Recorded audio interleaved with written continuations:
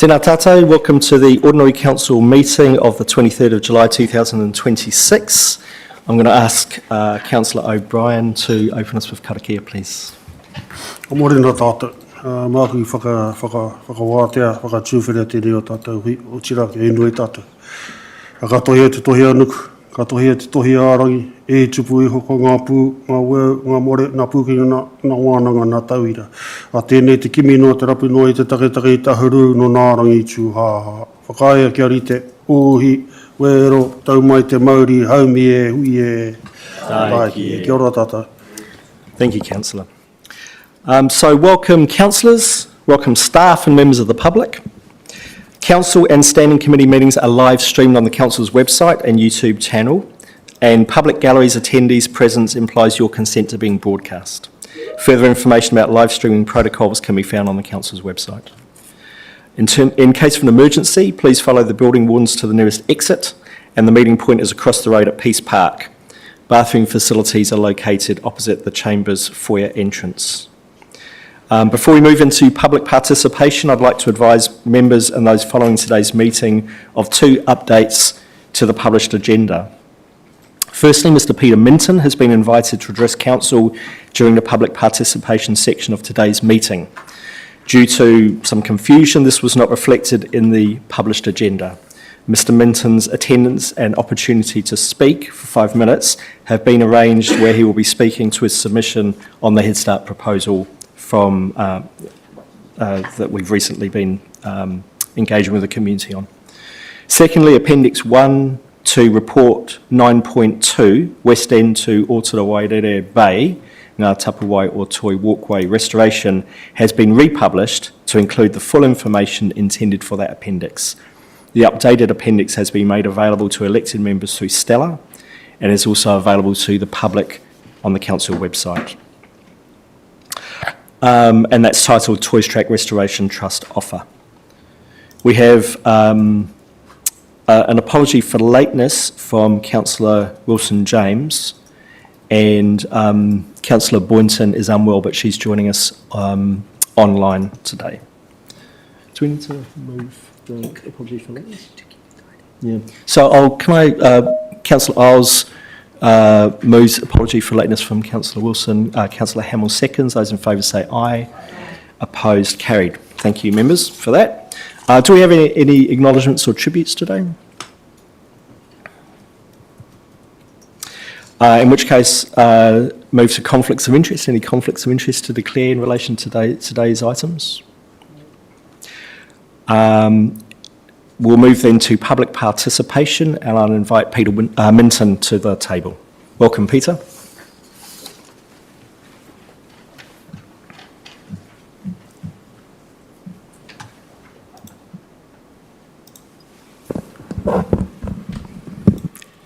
Morena, tēnā koutou katoa. My reason to be here is because what matters to me most is that local governments are able to govern in an equal way for all current and future residents. This capability is currently under pressure through a number of directives from the central government using some stick and carrot processes. It is aimed to create a more efficient local government by forcing them to amalgamate, because that's the way I see it, under a flawed assumption that economies of scale equals future rate rise reductions. Because it's flawed, because an economy of scale doesn't exist in New Zealand. It only exists maybe for purchasing, but then you should escalate that to almost to the top level by establishing a crown agency who would do the purchasing for all government entities. And also there is a reason why after 15 years Auckland Super City still hasn't been properly evaluated. There is when you use AI, there are some reports available, but that's written by third parties, not by any government agency. And it clearly indicates that also Auckland Super City doesn't have the required economy of scale because it's lacking density. density of population, of dwellings, of industrial areas, that all matters when you try to achieve an economy of scale. So, recognizing there are no economies of scale in New Zealand, there is what we call an economy of scope. And you use economy of scope to achieve benefits and cost reductions in a declining market. As a veteran of pulp and paper industry, and I think Councillor O'Brien will acknowledge that, the last 10 or 15 years we did nothing else at Tasman. So what are economies of scale? The basic thinking is that you're looking for capabilities of multiple entities you can share amongst councils and others. That you look at synergies, that you look at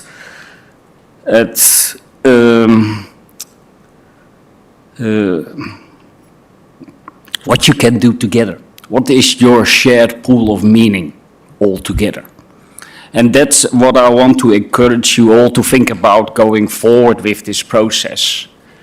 Find what you have in common with others and look at how you can use each other's resources through planning, and also nowadays the infrastructure is far more better than, say, 10, 15 years ago, that you can shift work amongst councils and utilize each other capabilities in a far better way. So the end result is this, as directed by central government, is a unitary council who takes over all the tasks, responsibilities and legal duties of the current local and regional governments. In my opinion, for our free little Eastern Bay Council, there is an opportunity to acquire the necessary additional regional governance capability by including Gisborne Unitary Council towards, because they have already capabilities on a regional level. Again, the main driver is achieving cost efficiencies through sharing resources and capability, and the Gisborne will offer those. An amalgamation of this kind, Whakatane, Kawerau, Opotiki and Gisborne, is logical from all perspectives. We're rural. We have primary industries focused. We have a strong competitive advantage in renewable energies and in forestry. We have cross-border iwi, hapu and whānau relationships, and we have overlapping catchments. So, and the add-on benefit might be that it is exactly the same as the current size of our electorate, which might help with our dealings with Wellington in the future. Finally, you need to sell your proposal. And I might be a little bit sneaky in here, but I would look closely in what the language the government use. And I will call it a little bit, say, management, blah, blah, but that's apparently the only language this central government understands.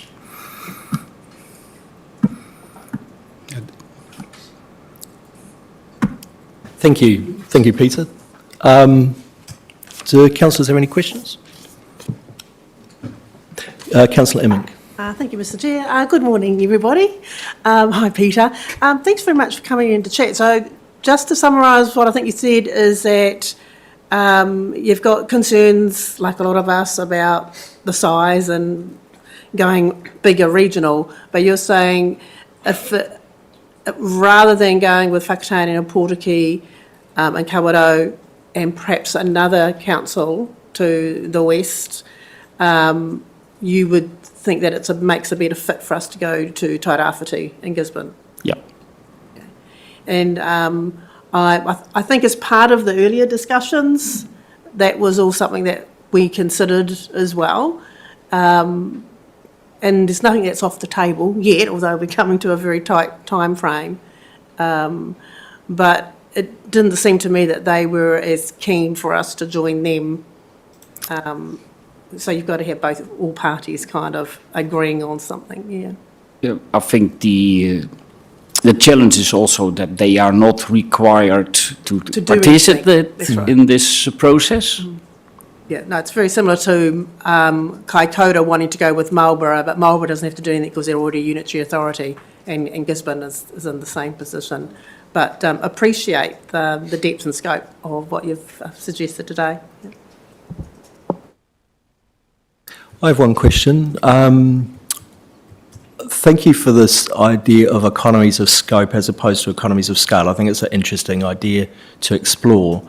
And it seems to me that there's potential to do that outside of the formal boundaries that amalgamation might put us into, to create economies of scope by working across different unitary boundaries on different kinds of functions. Would that be right? Yeah, that's correct. Yeah, thank you. I think it's really helpful. All right, thank you for your presentation. I appreciate you coming in.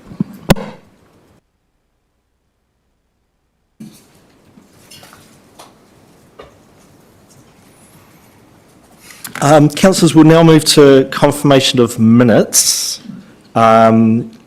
So first, that the public minutes of the Whakatane District Council ordinary meeting held on Thursday 25th of June be confirmed as a true and correct record, and that the public excluded minutes of the ordinary council meeting held on 16th of April and 7th of May be confirmed as a true and correct record. I'll take those together unless anyone has any amendments they need to propose to any of those.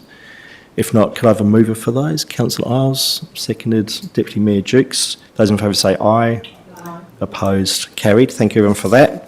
I move now to the standing and joint committee meeting minutes. These are recommendation to receive the public minutes from the following district council standing committees: the Chief Executive Performance and Support Committee, the Projects and Services Committee of 4th of June, and Strategy and Policy Committee, Bylaws, Hearings and Deliberations 9th of June. Moved by Councillor Immink, seconded by Councillor O'Brien. Those in favour say aye. Opposed, carried. Thank you. And I'll call to receive public excluded minutes from the Chief Executive Performance Support Committee unless any discussion is necessary. So if no discussion is necessary, move that those minutes...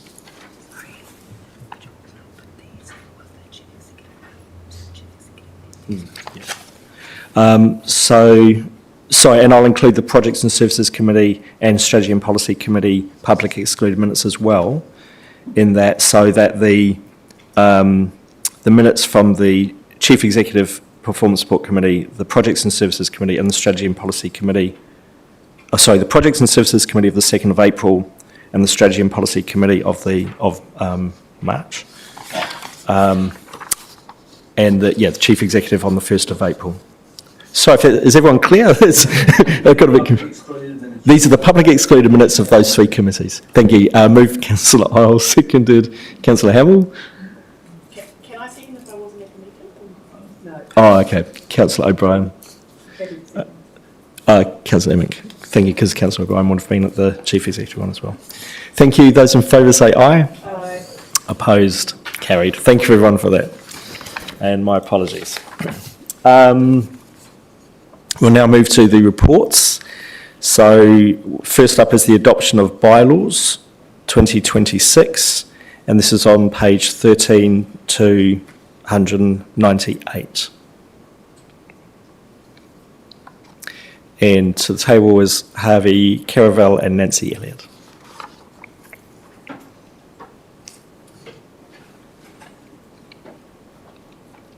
Welcome to you both. Take us away. Tēnā koutou.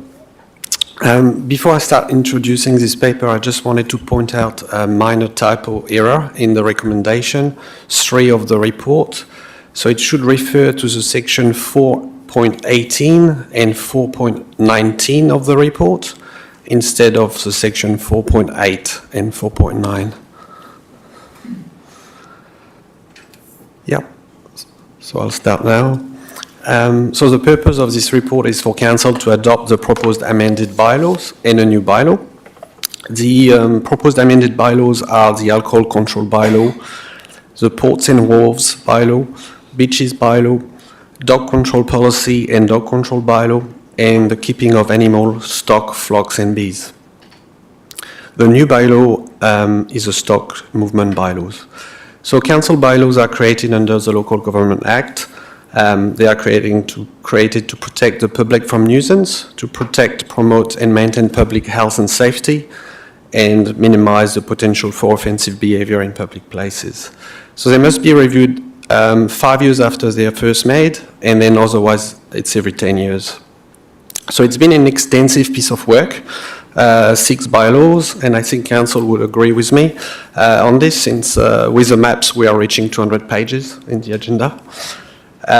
This work started with the previous council and continued with its current one. It started with research on issues relating to this bylaw, and then we sought some legal advice and we received feedback from our communities. 2 council briefings were held in August 25 and February 26. On March 26, the Strategy, Policy and Committee approved the bylaws to go out for consultation. Consultation was in April, we received 68 submitters. And then in June, we had hearing of submission and deliberation. So all of those meetings helped shaping these bylaws. I will not go through all the key changes for every bylaw, as we may not have the time, but I've selected a few points that I can talk through. So first, the alcohol control bylaw. The key changes are, the first one is moving from a complex ban to a consistent nightly ban for public places. And the second point is adding a 24/7 ban for the Whakatane Township. The map is on page 44 of this report. And also a 24/7 ban for the Murupara Township on page 56. So the maps provide clarity on where there is no ban, where the 24/7 ban apply, and where the nightly ban apply. Those changes are reflecting community feedback we received, including Health New Zealand, Alcohol Health Watch, and were supported by Te Runanga o Ngāti Manawa, and also supported by the NZ Police for better enforcement. So that's the alcohol control. For the dog control, we have restricted dogs on 4 new sites for the protection of nesting birds. The maps have been improved to inform dog owners and provide more clarity, and we've ensured that there's an alignment between the dog control policy and the dog bylaw. Finally, we are introducing a new stock movement bylaw, and this is to protect the road safety and infrastructure by setting clear requirement for moving stock on the road. And I'll conclude that the process from here is, when the bylaws are adopted, then staff would give public notice, inform submitters of the decision that was made, update the website. We're intending to include some interactive maps, so that it's much easier to use than sometimes static maps. And then the bylaw will be implemented, and we'll be doing any update for signage. Thank you. Thank you, Harvey. Councillor Dennis. Thank you. In regard to your dog restriction areas for the Tapuwae stream, etc., like that, I remember asking for clarification on whether it was just at the beachfront or whether it was up the streams, and I can't see that. And obviously we haven't got the new maps. Sorry. So is it at the beachfront where the river comes out? Is it up the rivers? Is it at the top of the rivers? Whereabouts you're talking about? Trying to locate the maps, right?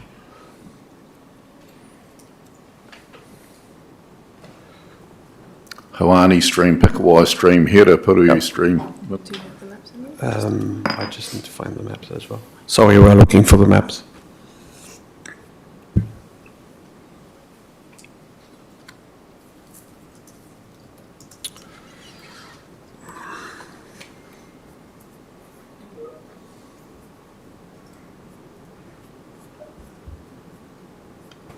Can we just come back to you on that in a couple minutes, please? Thank you. Councillor Emmink. Thank you. Good morning, Harvey and Nancy.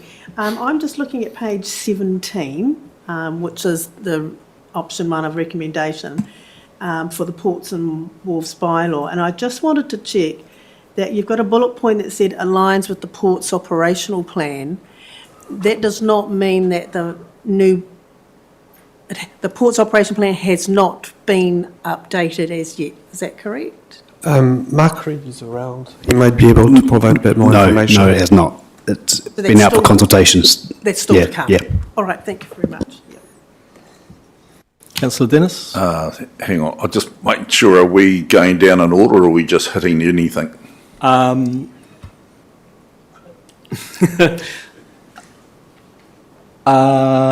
guess it depends how many things people want to raise. If there's a lot, we'll probably better do it in order, but if there's only a few things, then let's just... I've got a lot. That was all I had. Mr. Okay. Chair. 9.0 on page, in regard to fires on the beach, where I think it's really good what you've done, that the person lighting the fire must ensure the material's been burnt or wholly combustible and the fire is fully extinguished with water before leaving the beach, etc., etc. All litter and debris to be removed. I would have liked to, for you to put one more in there, that no part of the fire is allowed to be covered up with sand. And this is a personal experience. What you find is you go down the beach and some child has run down the beach and the sand's covered up the remains of a fire, and although someone's put it out, they haven't actually put it out properly, and so kid's foot goes through the sand and gets burnt on that. If you leave, if they are not allowed to cover up the sand, any remains of the fire, then it's obvious there's been a fire there and people avoid it. Just a thought. It's actually a safety issue, that one.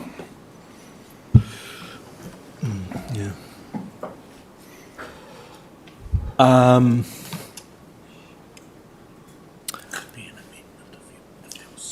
Yeah.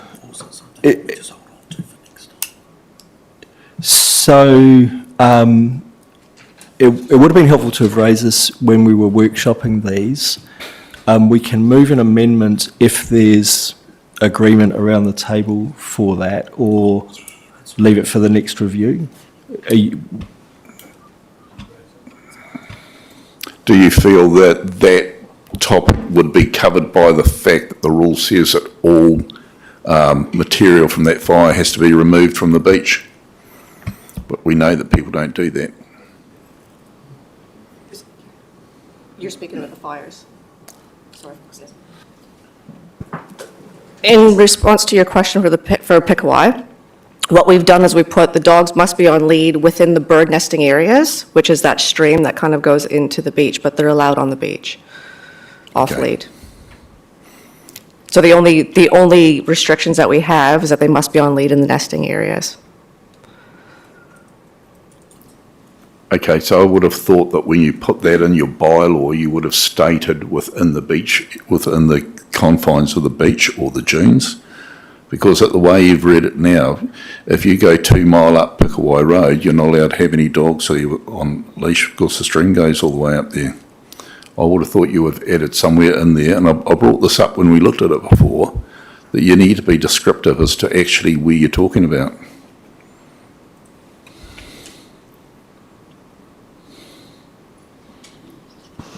We can have another look at that, but I see in the maps here on page 150, we've got where the streams kind of come out in the dunes, but we didn't want to restrict it all the way through onto the beaches. Okay.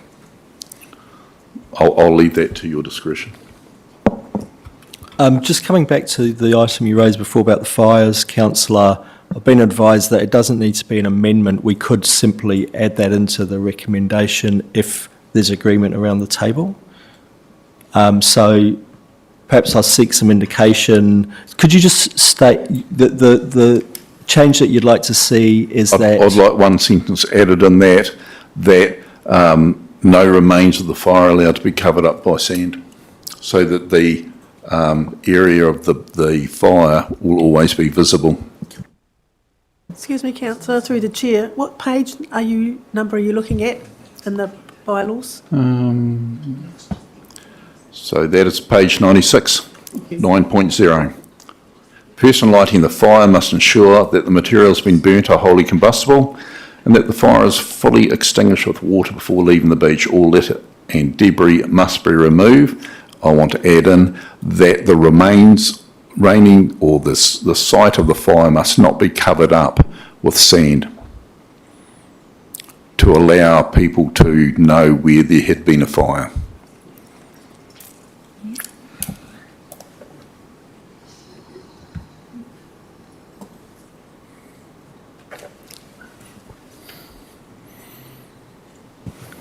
Could I mean, the first point I'd make is I don't think anyone's going to carry the remnants of their fire away off the beach when they finished. That's right. To be realistic. So I guess the argument is if there's embers and things left, that they not be covered with sand, they be left exposed so that people can see that they're there. Yes, so that people, when you get people who have fire on beaches, they sometimes cover it up a lot or sometimes cover it up a little. And if you get kids running down the beach, or adults, and step in that, their feet go through the sand and get burnt. I think for writing a policy, the thing is that the policy says that debris is to be removed, and then we're saying that the debris can be covered by sand. So it seems like it's becoming an odd sentence to then enforce from a regulatory perspective. But you can say that once your debris has been removed, the site of the fire must not be covered up. I'm just bringing forward a suggestion is to prevent further harm to kids on beaches, that's all. If you don't agree with it, I'm happy if you let it go.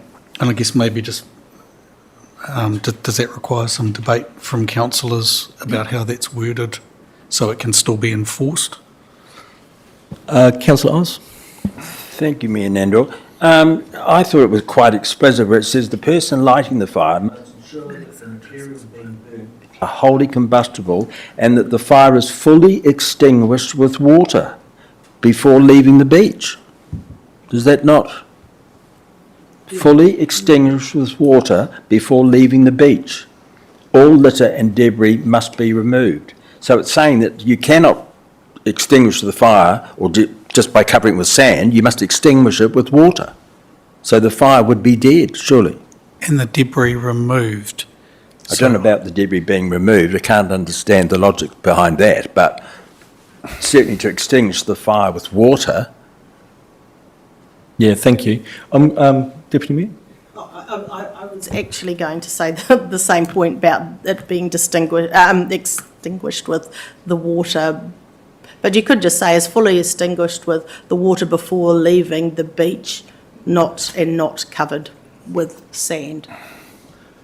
You could add those. I'm going to invite Alexandra to make a comment. Thank you. Yeah, I guess our group is responsible for overseeing the beaches bylaw. I think I appreciate the issue. I think it could be remedied pretty much as Deputy Mayor Jerks has just said by fully extinguished with water and left uncovered, I think would be sufficient.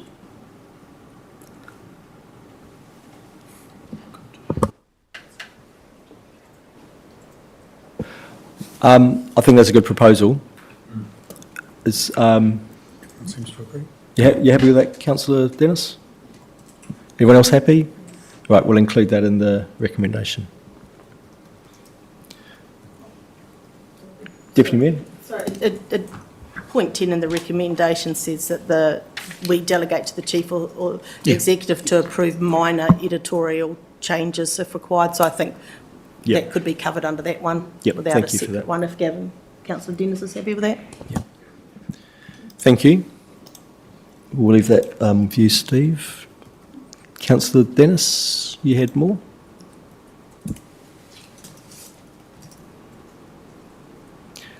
Councillor Hamill. Thank you, Mr. Chair.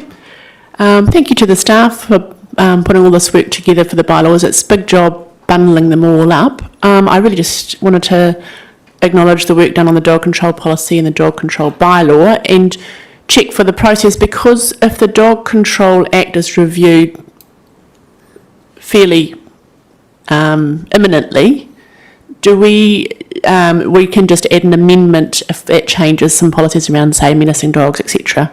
What's the process for that if we want to adapt our bylaw? We would need to look at the act, the new act, and maybe there'll be an exemption to make it easier to amend the bylaw, but we don't know that yet. If it's a standard process that applies, it will be the existing process, which is you have to review the bylaw, do a special consultative procedure, so restart from start. Right, okay, so it's quite involved. Okay. Yeah. Thank you. That may be some time away, but just for a heads up.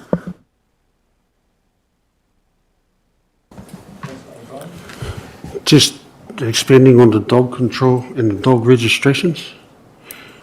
I'm just looking for the definition of a working dog. Now, there seems to be some discrepancies there. Now, in the Act, it says what working dogs are, but now, in our website, it says that a working dog is a hunting dog, and a hunting dog comes under working dog. Is that right? So a hunting dog comes under a working dog, so that means that a hunting dog's registration is not now $97, it's $67. We've got it at $40 to register a working dog. Thank you very much. Clear. Councillor Oz? Thank you, Mayor. 9.1, bullet point 2, dogs remain prohibited in the Whakatane CBD and Kopio from 9 a.m. until 5 p.m. every day and permitted on a leash outside of these hours. To me, again, who enforces that bylaw when you see so many of the cafes, etc., that have water bowls available for dogs? You see dogs with responsible owners, dogs on leashes during business hours. Who actually enforces this bylaw? The animal control officers would enforce the bylaw. How many would they have enforced in the past year, for example, in the CBD of Whakatane? I would say none. Thank you. I rest my case.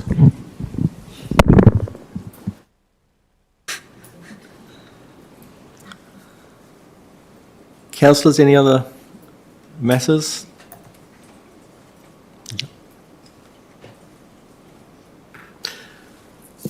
If there's no other matters to raise, I'll move to the recommendations. Adoption of bylaws 2026, and are we happy to take them all as one? No? Oh, I'd like to vote against some of them, and specifically about the fact that dogs are allowed off leash on the Hopi Beach all times. And I think I said before that I disagree with that, especially at the height of Christmas holidays when you've got small babies and small children on the beach.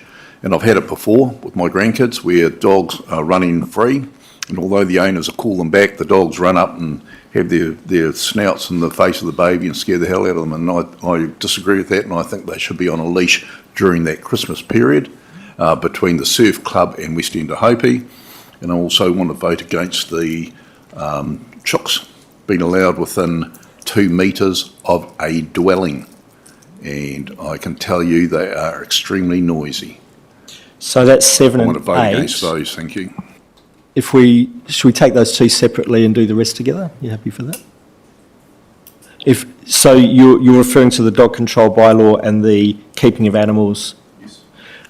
So I'll seek that we move the rest of them together and then we'll take those two separately.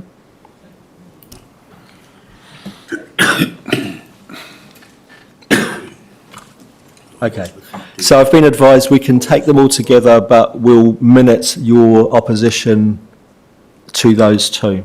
Yep. Okay, so in which case, I seek a mover for the following resolutions: that the Council receive the adoption of Bylaws 2026 report, note the proposed amended bylaws reflect Strategy and Policy Committee's direction provided during deliberations of the draft bylaws, that the Council note the assessments undertaken under section 1552, 155A2 of the Local Government Act, determine that the proposed bylaws are appropriate and compliant with the New Zealand Bill of Rights Act. that the council adopt the amended alcohol control bylaws, that the council adopt the amended ports and wharves bylaw, that the council adopt the amended beaches bylaw, that the council adopt the amended dogs control bylaw and amended dog control policy, and that the council adopt the amended keeping of animals, stock, flock and bees, excluding dogs bylaw, that the council adopt the stock movement bylaw, and that the council delegate authority to the chief executive to approve minor editorial changes if required, including as indicated. Moved Councillor O'Brien, seconded by Deputy Mayor Dukes. Noting Councillor Dennis's opposition to those two that he's indicated, which is the dog control bylaw and the keeping of animals, stock, flock and bees bylaw. Other than that, those in favour? Oh, Councillor Morgan Ranui, did you have an opposition to? Yeah, I was in opposition to the dogs running on a Hopi beach without leads. Yep, okay. As well. So that's 2 on the dog control bylaw. Do you want your vote against recorded on that? Yes. Yep, thank you. Councillor James? Yeah, I'm agreeing with Councillor Dennis. I'll vote no on those two as well. Okay, thank you. We'll record your votes on those. Any other debate before we go to the vote? Councillor Dennis? If there's that many people objecting to that, do we need to discuss that and see if we want to change that? Chief Executive shaking his head. It's only, yeah, Okay. it's only 3, yeah. So any debate before we move to the vote? Yeah, thank you. All right, those in favour say aye. Noting the dog control bylaw and the stock control one, those against say no. All right, those are carried. Thank you, councillors. We will now move to the west end to Otarawairere Bay. Oh, thank you, Harvey and Nancy. Appreciate your work on that. It's intricate, detailed work, and appreciate the effort it takes to work through in detail those issues. So move to the west end to Otarawairere Bay, Ngā Tapuwae or Toi Walkway restoration. This is on starting page 199, councillors, of the agenda, and goes to page 227.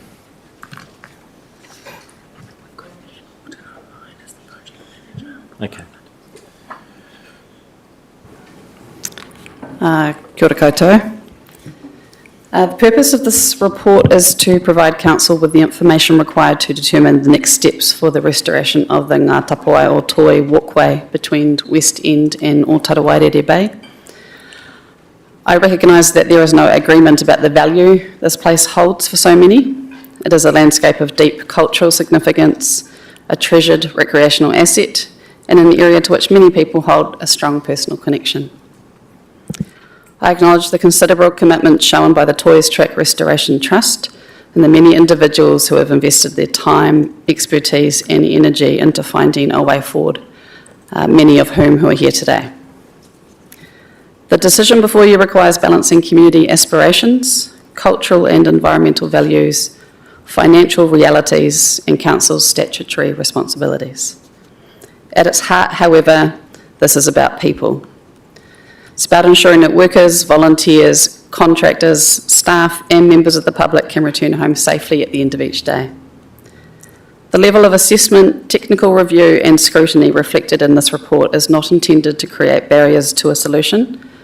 Rather, it is intended to ensure that whatever way forward is chosen, Council has taken all reasonably practicable steps to understand, manage and mitigate the risks involved. That is not only our legal obligation, it's our responsibility to the people who place their trust in us. The report presents 2 options today for Council's consideration. The staff recommendation is option 1, to decline the Toys Track Restoration Trust proposal and permanently close the section of track between West End and Otarawairere Point Lookout. I want to be clear that this recommendation has not been reached lightly. It reflects the technical information before us, the ongoing likelihood of future landslide events, and the potential consequences should a future event result in damage to property, serious injury, or loss of life. The proposed works involve construction activity on a steep and geologically unstable coastal escarpment, including structures that traverse areas affected by significant landslide events. Delivering networks safely requires appropriate engineering, geotechnical, and health and safety oversight. Staff recognise that there is considerable skill, expertise, and commitment within the local community. Regardless of who undertakes the work, the complexity of the environment and the risks associated with it remain the same and must be managed through both the construction phase and the ongoing life of the asset. The issue is not limited to the two slip sites currently under discussion. The broader challenge is a dynamic and volatile environment where future events remain highly likely, and that creates a significant tension for Council. Council is also presented with option 2, which would enable the Trust's proposal to proceed subject to a number of conditions being met. Under this option, staff would work alongside the Trust through a joint project approach to address the matters identified through the assessment process, including technical, health and safety, regulatory and funding requirements. This approach recognises the opportunity to support a community-led solution and retain the possibility of restoring the track.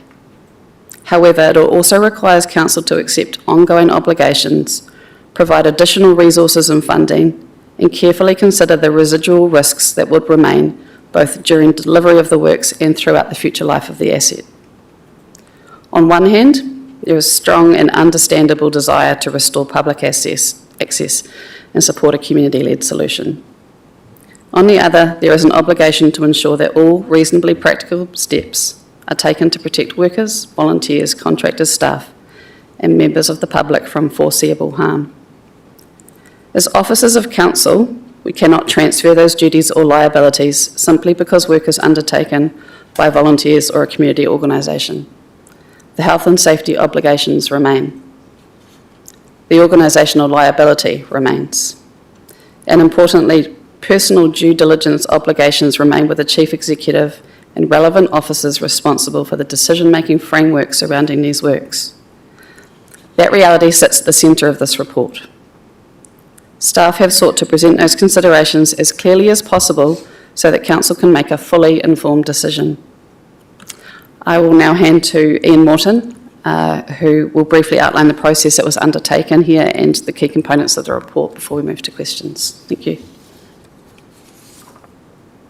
Your Worship, Councillors, apologies for not being there in person today. Following the Council resolution on the 19th of February, my role was brought in to oversee the request for proposal process and work alongside Council staff in accordance with the procurement requirements. We developed a really detailed request for proposal, so that really clearly articulated the requirements of Council and what we were seeking for the toy track restoration. And as part of that, obviously seeking proposals from the community for the repair and re-establishment of the track itself. Through the process, we didn't receive any submissions in the formal RFP process, and that closed on the 29th of May of this year. On the same day, we did receive a proposal from the Toys Track Restoration Trust, and as there was no other responses received, it was agreed that that response would be assessed. The proposal was assessed using two lenses, one to look at the proposal against the requirements and criteria of the RFP itself, so the request for proposal itself, and a second lens which is really looking at any gaps and potential solutions associated with the proposal so that we could determine if there was practical steps forward in regard to that proposal. We also sought an independent technical assessments, including health and safety and engineering input to assess the Toys Track Restoration Trust proposal itself. And that's contained in Appendix 2 and 3 of your pack. The assessment identified a number of matters that would require further work or resolution should Council wish to proceed, and again that's in section 4.1 in a summary of your report and also in Appendix as well. Those findings informed the two options presented in today's report. including risks, resource requirements and implications associated with this. I will note that if option 2 is chosen, we've identified an indicative schedule within the report, just to identify a potential way forward as well. The purpose of this report is really to provide Council with sufficient information to make an informed decision, and it includes all the background, options, risks and next steps. I'm happy to answer any questions on the process undertaken and the assessment methodology or findings contained within the report. Thank you. Thank you, Ian. Councillors. Councillor Immink. Thank you, Mr Chair. Morning, Alex, Ian and Ian. I'm on page 199, which is looking at option 2, and I was quite surprised to see, after receiving the Trust's budget and version of what they expect, that you'd like to allocate 250 to cover more resources and technical reports, and I'm assuming perhaps a project manager go-between, and then an additional 100,000 per annum for the ongoing track maintenance. So the question is really about the tourism infrastructure funding of 451, and that we've kind of pseudo have that up our sleeve. So what does the TIF funding actually cover? Is it just to cover the repairs and maintenance of the 2 major slips? Is it the whole track? Does it cover personnel, resourcing, technical reports as well as materials? Because that seems to be kind of missing from the report. Thank you for the question. I know Ian has the criteria in Minton online there in terms of the conditions, but it contains components of design, but it's largely for the hard infrastructure rather than any operational time in terms of staff or contractor. So I didn't quite get the first part of that. Can you just explain that again? I didn't capture the first part, what you said. There are components of the funding that are available for design. Already, and we've spent that already? No, we haven't accessed that fund at all yet. But it can be not towards various things that would still need to be covered, including, coordinating volunteers, etc., would be a requirement that would sit very much outside of the funding availability. Okay, so I'll supplement you, sorry, through you, the Chair. So if the funding there is availability for funding, but not retrospective, so not what we've paid already? I don't believe so, no. Oh.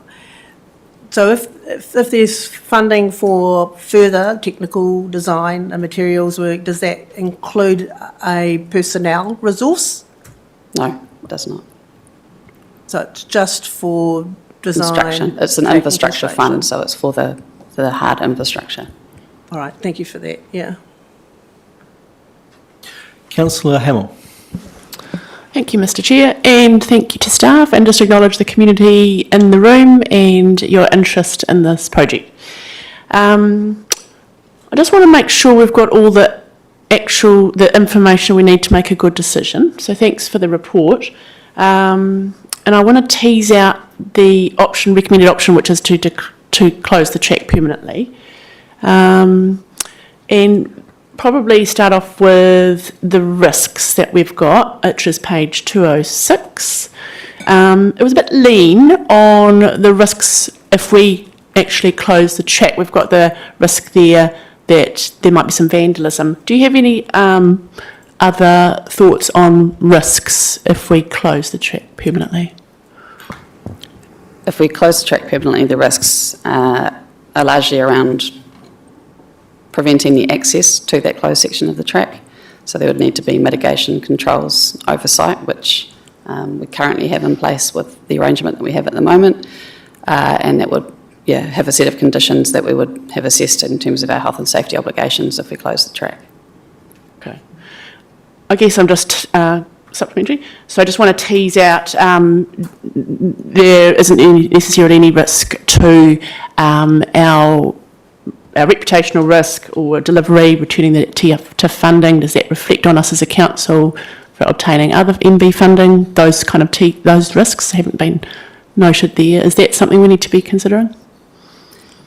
I don't, yeah, I think with this particular case, that, I mean, the Tourism Infrastructure Fund has closed, it doesn't exist now. The money that we have has been kept, you know, for a period of time. So, you know, there will be funding opportunities, I'm sure, you know, elsewhere, but in terms of that specific fund, I don't believe that's, entirely relevant as far as, Okay, thank you. Can I? Do you want to make a comment, Chief Executive? No, I'm just going to agree with, it's closed. It's not close to ministers anyway. Yeah, I don't think it's a similar type of risk to other funds. Okay, thank you for clarifying that. Just going back up to the advantages, disadvantages, there was a comment on the advantages, what advantage to explore new track routes. I just wanted to check what track routes you mentioned, what you were referring to there and the advantages. I think in the Projects and Services Committee paper in 19th of February, one of the options was around staff investigating alternate route options. There have been the ones that were in that previous report, which was identified, which would take you up a staircase and along the ridge, I guess, of the terrace site.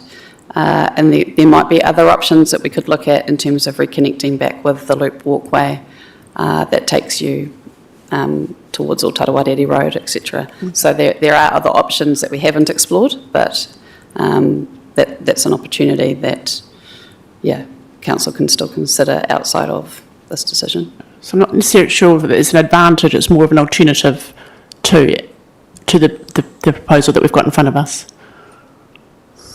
Okay, I'll keep going.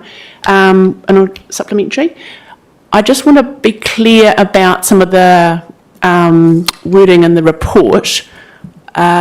Page 202 says the WSP December 2025 report advised permanent closure was its recommended option. So I just went back and read that WSP report, and I don't think that clearly articulates what the report says. I think it's potentially a little bit misleading. When that report was written, we didn't have any evidence of costings or design.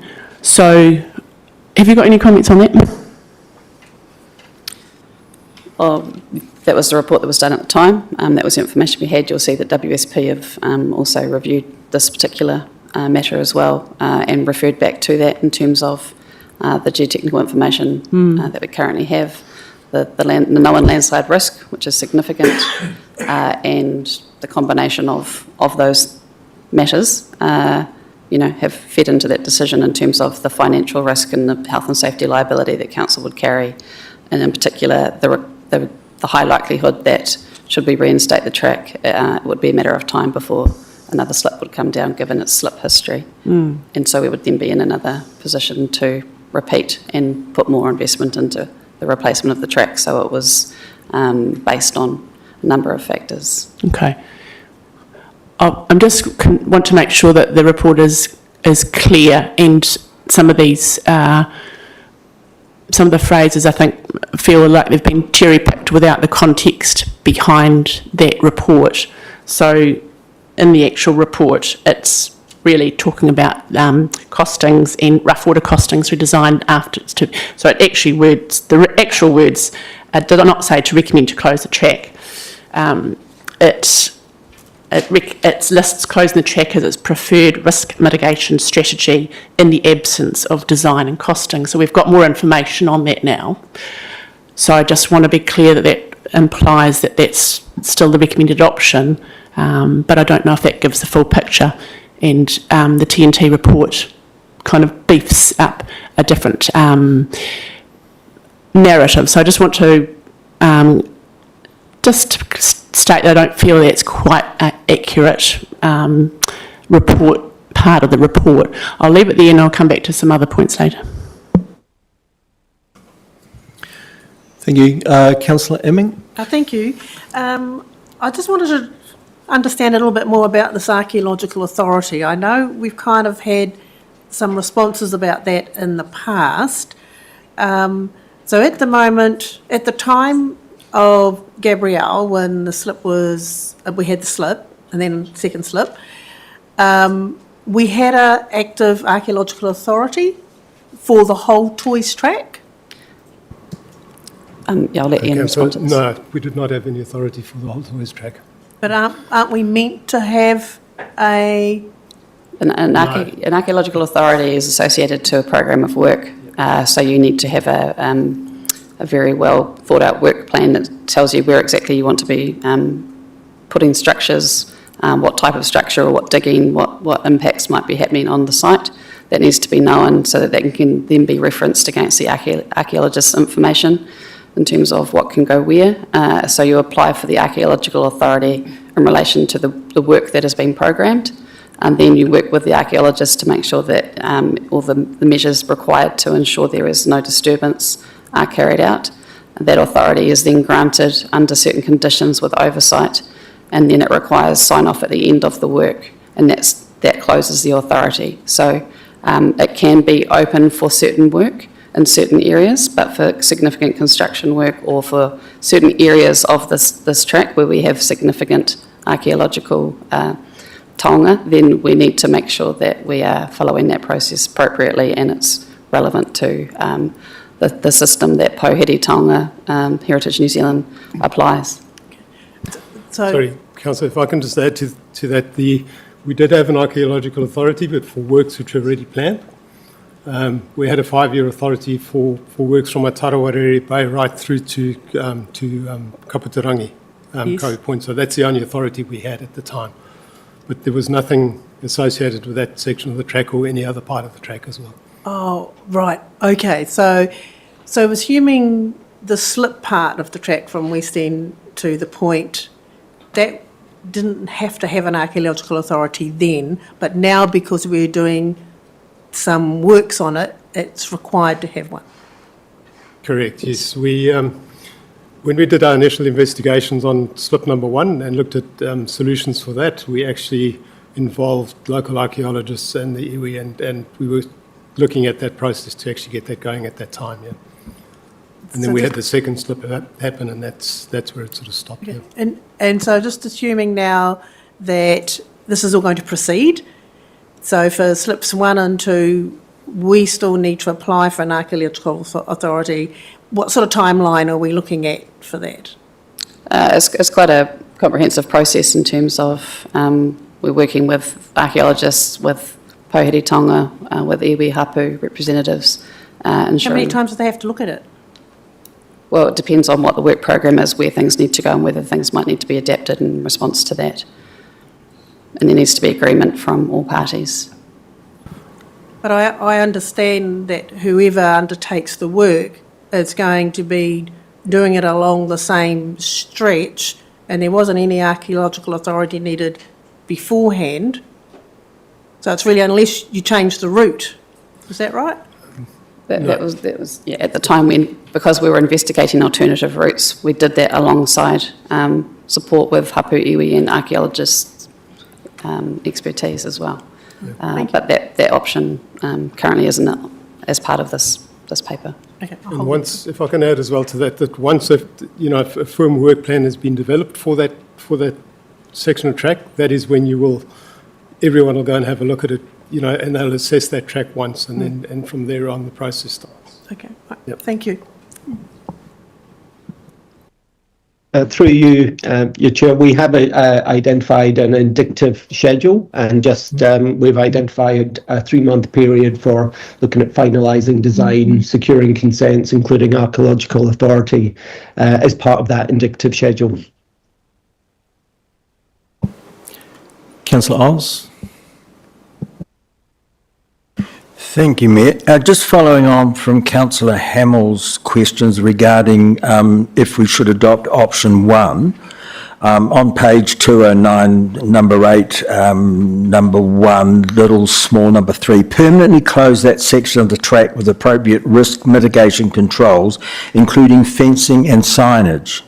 Now, in the event of any serious injury or fatality taking place once we've closed the track, is the liability still there for the GM and for the Chief Executive? If Council has taken all reasonably practicable steps, and that's what we have done in the current situation, then that liability, I believe, would not be associated in the way that it might be had we not done those things. So it's not 100% guaranteed that you wouldn't be, you're just saying you believe. Yeah, I mean, it depends, I guess, what's happened in the process that then goes through. But as far as the best effort we can do to ensure that does not happen is take all reasonably practicable steps, which includes, the financial risk, the health and safety risk, the loss of life risk, damage to property. All those things need to be factored in. Thank you. I've got a supplementary that I'm going to go to Councillor James, which is that if it was, to take all reasonable steps, presumably would include continually re-barricading because members of the public are pulling barriers down and making and getting through. So presumably that's then a permanent program of maintaining barriers. The current program requires us to do very regular visits to the site to ensure that the barriers are in place. And there has been a resource impact noting that that is happening often and taking time, staff and resource and cost to remedy each time as well. So it is a factor in the decision as far as ensuring that we can close that safely, and we would need to commit to that too. Thank you. Councillor James? Just to follow on from same discussion. So if we put barriers up and that's considered all reasonable,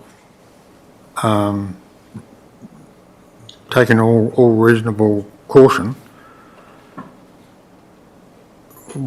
doesn't the same apply if we did repairs to the track and we still put signage and things up to make people aware? Doesn't that still take a lot of that risk away?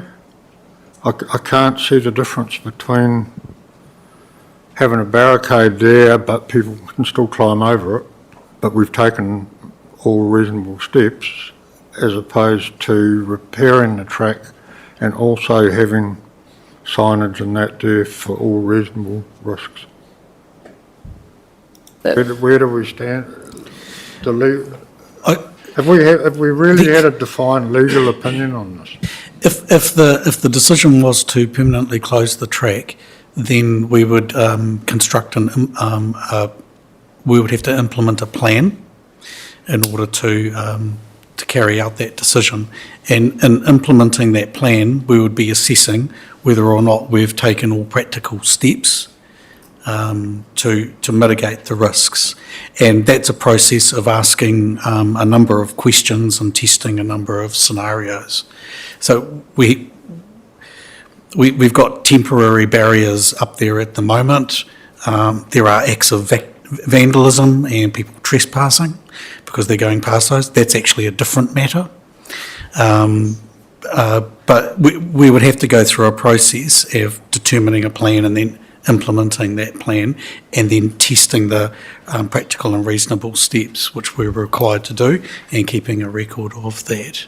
So there's no guarantees, but we go through a process and assess it against those requirements under the Health and Safety Act.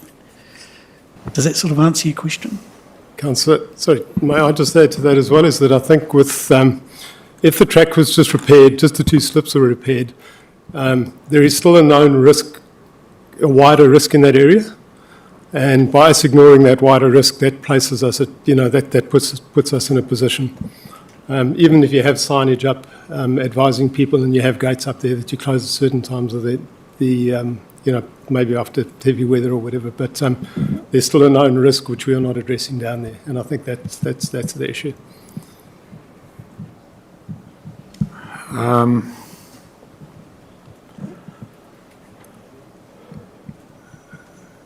Yeah, I agree there, but I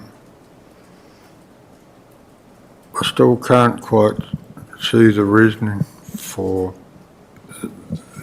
the risk is always going to be there, whether it's closed or not. So I guess, like I just asked previously, have we actually had a defined legal opinion on this particular issue?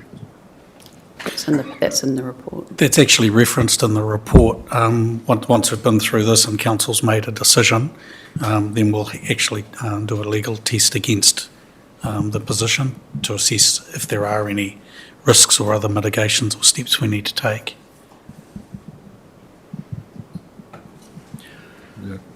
Councillor, I'm going to go to Councillor Dennis, then Councillor Hamill, then Councillor Whittaker. Thank you. Just a query on page 203, I think it is. Yes, 203 on the last bullet point, when it talks about recommended that council consider a fund for ongoing maintenance of 100,000 per annum in the long-term plan. Can you tell me if we have, when we were doing maintenance on it prior to this, how much that cost us per annum? And is that still in the last long-term plan that's just finishing? Councillor, our current maintenance just comes out of our existing operational budgets. There is no budget specifically set aside for maintenance of our tracks at all. So why are we now creating a special fund of 100,000? I'm just trying to get my head around this, sorry, Ian, is why wouldn't, if the two slips are fixed by the volunteer group, why are we now having to consider a special fund of 100,000? Why would it just not continue like it used to, sorry? I think that also responds to the known slip risk, because we do have smaller slips that happen on that section. Yeah. On a continual basis. There's one that's happened since the time we came to you in February and now in an earlier part of the track. So it recognises that that the earth moves in that section of the track and would require ongoing maintenance and repairs, regardless of a significant slip or not. Why would we not come to terms with the volunteer group, and I'm talking voluntary track maintenance? I'm not interested in paying people to do maintenance for us, but if the people there want to do voluntary track maintenance, would we allow that, or would we bury that in a whole lot of legalese and conditions and all this sorts of stuff? We've been working with the group in terms of what that would look like, and we understand that there is the ability and the skill set to enable maintenance works. We still need to go through a number of steps and measures to ensure that we can do that safely and make sure that the volunteers who are treated as workers under the Health and Safety Act that we are responsible for have carried out the appropriate steps, along with the other known things such as the Archaeological Authority, permission, public access. So there's a range of things there that need to be factored in, and coordinating volunteers in other organisations is usually led by a person resourced to manage a volunteer group, such as, for example, the Bay of Plenty Regional Council has Coast Care Coordinator for their June care groups. I guess where I'm coming to is, and you'll know me, for the last 3 or 4 months I've been badgering on about this $20 million excess that we spend a year over and above our income, and so and I see in here we're throwing 150 million at this, 150,000 at this, 100,000 at that, another 100,000, and I'm just really concerned that we've made this overcomplicated and blown it all out of proportion. And I know going forward, if we try to contain our $20 million overspend, which we need to do, we're going to have to rely more and more on voluntary organisations around the district, whether it's in Marata, Te Teko and all that. And I'm really worried that when you look at that Findex report, when I read through that, I couldn't believe how picky it was in all these bits and pieces. We're just asking people to go up there, dig out one slip, go to the next one, put a little bridge up. And are we overcomplicating this at the risk of blowing our $20 million excess into something greater? Councillor, I'm going to just remind people this is questions of clarification. There will be a debating stage, there wasn't really a question, that was a speech. No, it was. Well, I laid the basis of my question. I'm just reminding councillors this is question time. There will be opportunity for everyone to make a speech during debate, but so the question I asked then, do we risk blowing out our budget more by putting all these conditions on people and having reports like the Findex stuff and all that, with finding 46 gaps? Do we risk on making it more complicated and expensive for volunteer groups to do all sorts of stuff we need them to do? I think and what's important to note here is that the process that we're seeing in this paper in terms of the report we've had with regards to the health and safety conditions, that is very much part of Council's BAU, and in our normal procurement processes, that is exactly what we would do and how we would do that.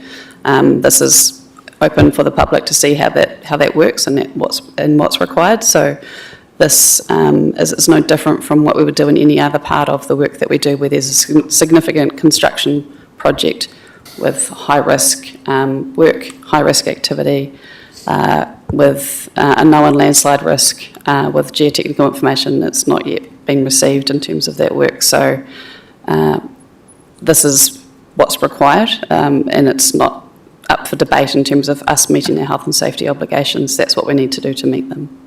Thank you. Councillor Hamill. Thank you. I just want to check in with what the CE said. So, Stephen, you're saying that if we close the track, there potentially will be ongoing costs associated with checking in to make sure that it's adequately signaged, there's no vandalism. Has that been costed? I mean, is this going to be something that's going to increase our operations requirements for the Parks and Reserves team? Is that significant? One of the risks identified in the report was kind of like the main risk around if the track was permanently closed, those barriers may be subject to vandalism, and much like our toilets, when they get vandalised, public toilets, that has a cost to remedy that. In terms of the other suggested costs, so if the track was remained, I mean, if council is going to make a decision where they're committed to keeping a track open, committed to the group providing that infrastructure and that works. Whenever you have brand new infrastructure, there is a maintenance cost, and it is highlighted in the report that it was third bullet point from the bottom that one of the matters to be worked through was that there was no ongoing maintenance or how those works would be attended to and how they would be funded. So that was just a provision to sort of say that during the LTP, if there's a commitment to keeping the track open, there may be a requirement. But actually, I think also if there's a commitment to closing the track, investigating other routes, then once that decision's made, we'd have to go through a process of understanding exactly what those costs might be. But I think that there may be costs around, certainly around vandalism, because we're already seeing that. And there may be costs if council is interested in exploring other routes and going through that process. Is that helpful? Yeah, I guess it's just acknowledging that every decision carries costs. We want to make to be sure, and it's also the safety for public, and people will find a way to do things regardless. So, Councillor Dennis actually asked the point that I was going to ask about track maintenance and costings and ongoing costs for that. And so, it was really just digging into what the ongoing maintenance looks like for council for currently, and should that not always rest with council rather than putting that expectation on the community group to do routine maintenance on one of the jewels in our crown? Yes, Councillor, it does sit with council, but obviously we welcome working with volunteer groups to help reduce those costs over time. Just the other thing I'd like to highlight in relation to the maintenance costs is that the $100,000 which has been specified in the report, it actually mentions in there, that requirement will become clearer as we work through the process with the project group. So it may not be $100,000, it could well be less than that as we progress. I've got Councillor Whitaker and then Councillor Boynton, then Councillor Emming. Thank you. My question's around signage on the track, if it was reopened, if that's adequate or not.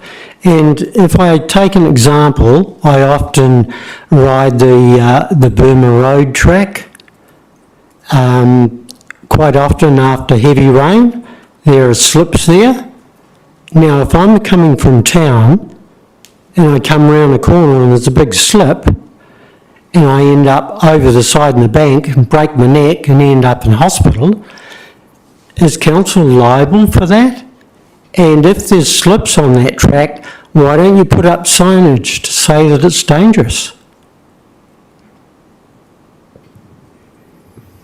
I mean, that's just an example of what we're looking at on West End Track.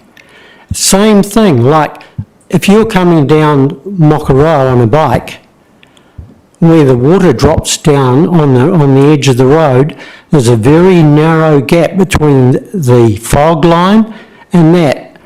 And if you hit one of those culverts and end up on the side, is council responsible if you have an accident? If there is an event on public land, then there will be an investigation. Yeah. For example, currently our colleagues up in Tauranga and in the Western Bay, they're going through 3 investigations. There's a coroner's investigation, a WorkSafe investigation and an independent investigation. So there'll be an investigation, and for council as an entity, and the question is being asked is, did the council take all practical and reasonable steps? Did they ask all the right questions to make sure that all those steps were taken to mitigate risks? And if they didn't, then there would be those liability, there would be a court case and liability. So there'd be an investigation. Yeah, that's fine. My question is, if there's a slip on Burma Road, does council go down and put a notice up at the beginning of that to alert anyone that uses it?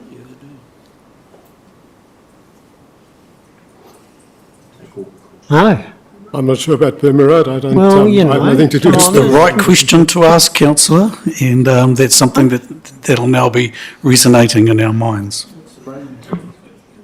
Thank you. I think one of the issues is that it's only when you end up in court that these questions sometimes get asked, and the questions that get asked in court during a prosecution are, that's the danger with health and safety, is you have to be thinking about that before you end up in court, because once you end up in court, it's too late, right? Councillor Boynton. Oh, kia ora. Aroha mai for not having my camera on, and mihi to all the councillors, public and staff, and particularly staff for all of your mahi.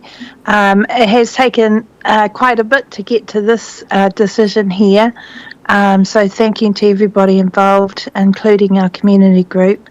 My pārtai was just regarding relating in our workshop that we had regarding the track. It was asked about whether or not an agreement or MOU between the council and the trust that helped identify the health and safety risks would alleviate some concerns or demonstrate some due diligence for protection of the staff. Was this considered? I think, and kia ora, Councillor Boynton, I think in reference to health and safety, it needs to be very specific in terms of the management plan. You'll see from the report in front of you that there are a number of elements that would be required to make sure that we're meeting those requirements. It's not a standalone health and safety agreement that covers anyone as workers. It needs to be very specific, meet the conditions required under our obligations. So you're saying that there can be one? I'm saying that any work that would be carried out, that specific program of work would need to carry its own health and safety management plan in relation to our health and safety management systems and requirements as a council under its obligations under the Health and Safety at Work Act.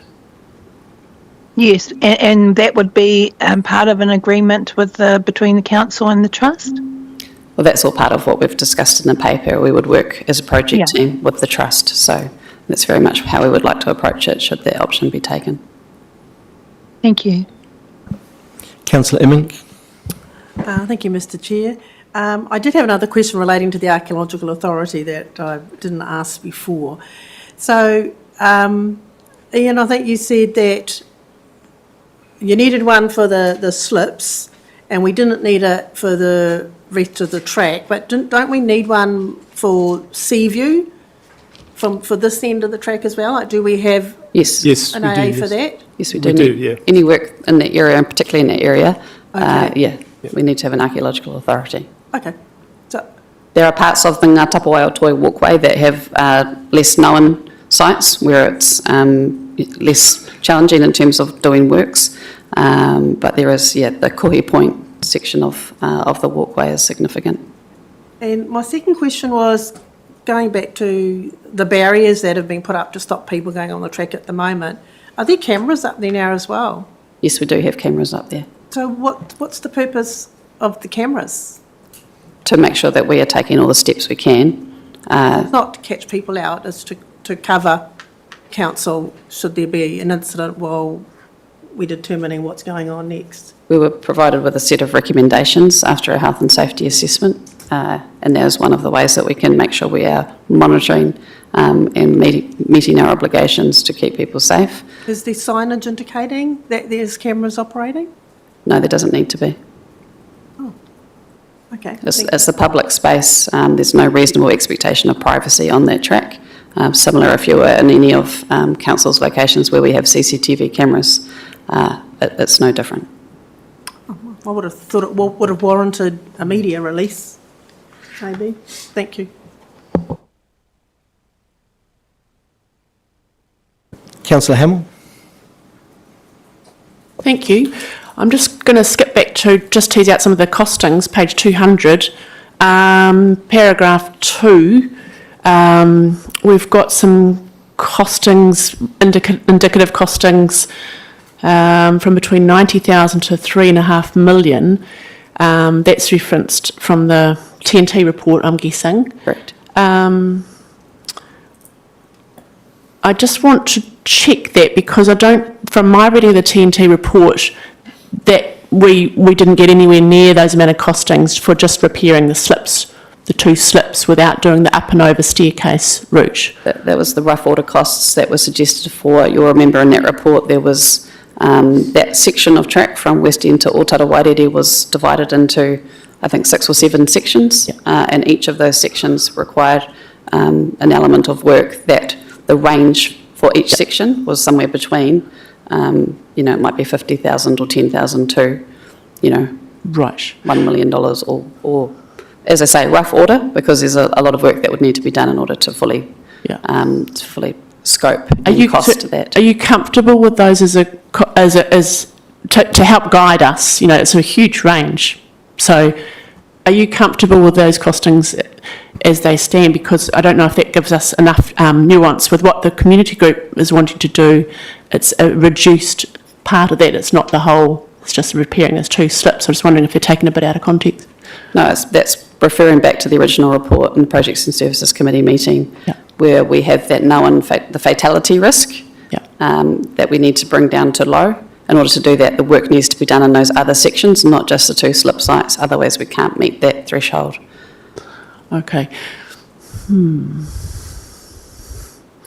Okay, I've got the report in front of me, and I guess it's included in here, but the community group is offering to reinstate only 2 sections of that, so it's hard for us to interpret with what you've got here, with what the community group is recommending that they can do, and we're needing to make a decision without more detailed costings from council, so it's just wanting to make sure that you're comfortable with those costings. Well, as I say, they're rough order costings, they're not specific costings. In order to get that, we would need to go through the on-site geotechnical investigations that's been recommended, including in the proposal from the Trust. We would need to carry out developed design and detailed design in order to get those costs specifically. Each of those steps comes with its own cost. So that's why when we say we're wanting to present all the information to you, these are the things that to ensure the safety of users and workers on that track. Okay, thank you.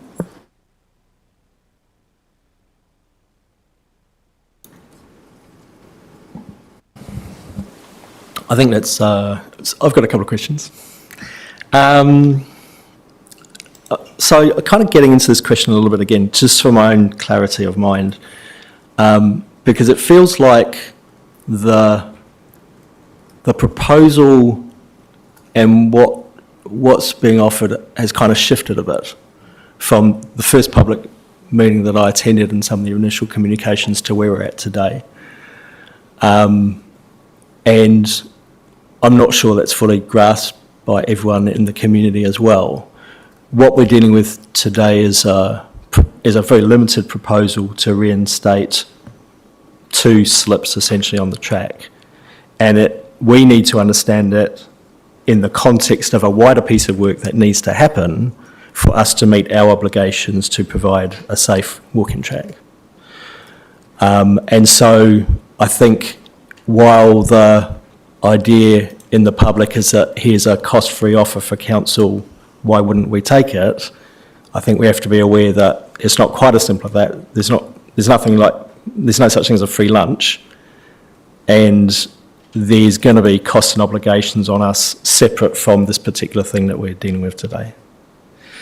So the proposal in front of us, and I think one of the points of contention has been around the request for proposal invited an offer for ongoing track maintenance as part of the proposal. And because the community organisation has sidestepped the request for proposal process, what they've offered is something that's quite discreet in terms of these 2 slips to be reinstated.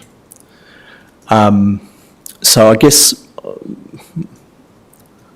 my question is not very clear, my apologies. I'm trying to get clear in my own mind what we need to be considering. So if we were to go with option 2, which is to proceed, but some kind of process for kind of addressing some of the gaps in the proposal that's been made,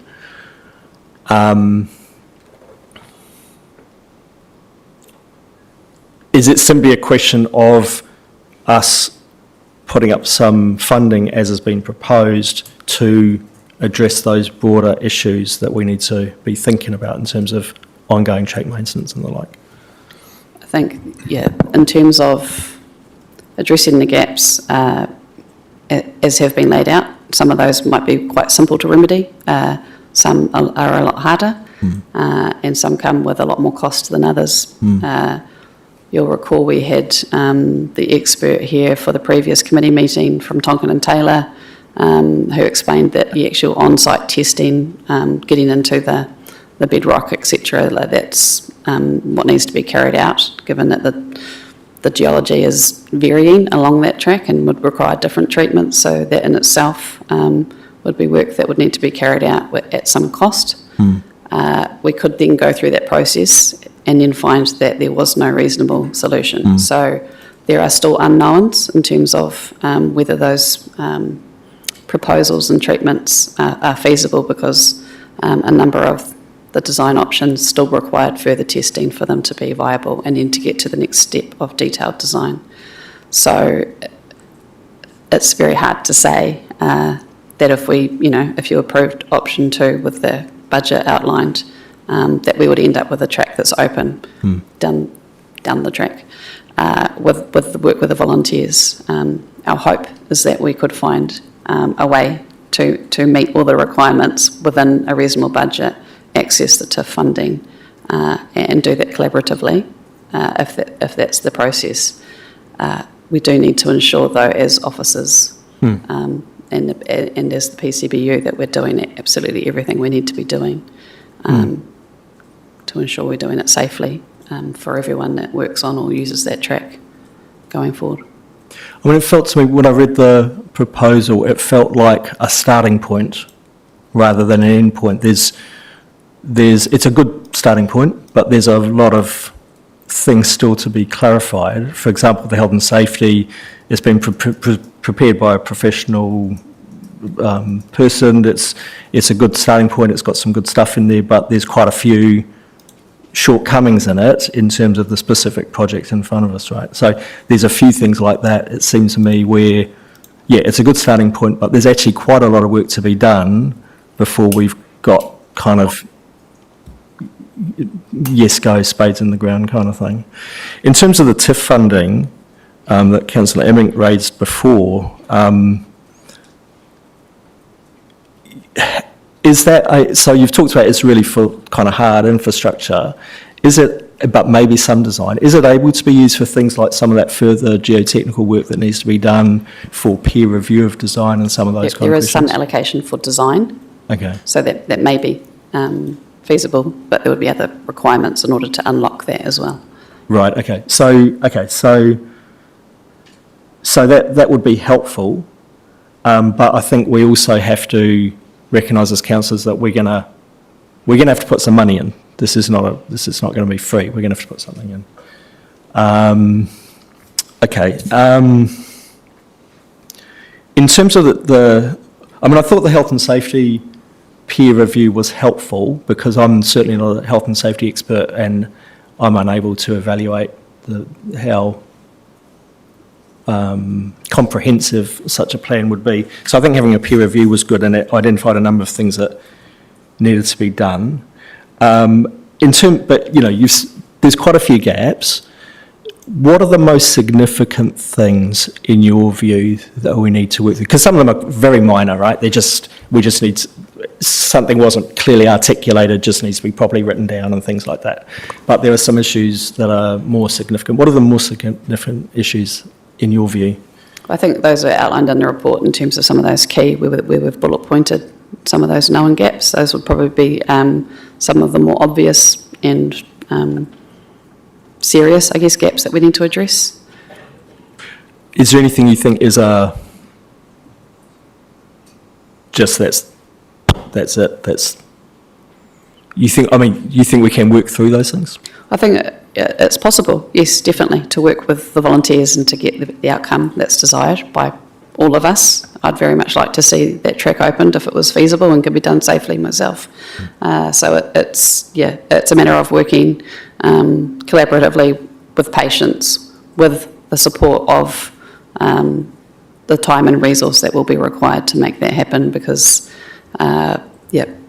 volunteer work, if we were contracting this out as a job that was budgeted within council's work program, a lot of that stuff happens externally, whereas a lot of what we would need to be doing would be managed and overseen in-house and requires not just one worker but many departments involved in that as well. So we're just trying to be very clear, like I said, that you have all the information about what is required in order to make this work the way that that us and the community would like to see it happen. Thank you. I think, Ian, you've got your hand up. Yeah, thanks. Through you, Your Worship. So just within the risks, you're just asking about what are the key risks. So I think one of the key things is just that limited clarity on council's PCBU risk versus the volunteers and just what that ongoing risk looks like. Obviously, once we've got a really developed solution, and I think that's going to be a really key element to, what does that look like? Within the schedule we've identified within the paper, we have suggested if that option is chosen, that we work through the gap process and then towards the end of October we then have a look at a go, no go at that point in time. So I suppose there is points through the project where, if you work through a process, and I think if there's genuine commitment to do that, you work through that process and you get to that point and say, look, is the risk low enough at that point in time and have we closed the gaps to a reasonable level that you can then proceed? Or at that point in time you say, actually, there's still quite significant concerns. So that's what we've identified within the schedule if that option is chosen. Thank you, Ian. I think that's helpful. I have one other question, which is around, one of the points in contention has been around the nature of the work, and I noticed in the I think it's in the health and safety peer review. It talks about the works described by the trust as routine maintenance. And I've talked about this personally with members of the trust. I don't see this as routine maintenance. Putting in a cantilever bridge or whatever, you know, it's not routine maintenance. That's something else. Do you think that there's an attitudinal difference between what we're dealing with here? How significant an issue do you think that is in working through these problems? I think, yeah, there's a matter of opinion, I guess, in responding to that. I believe that there is goodwill, certainly, on our part, and I believe there is, in terms of the community's willingness as well. So if we have, you know, goodwill and want to work together to make this happen, then we're certainly happy to do that. It is important to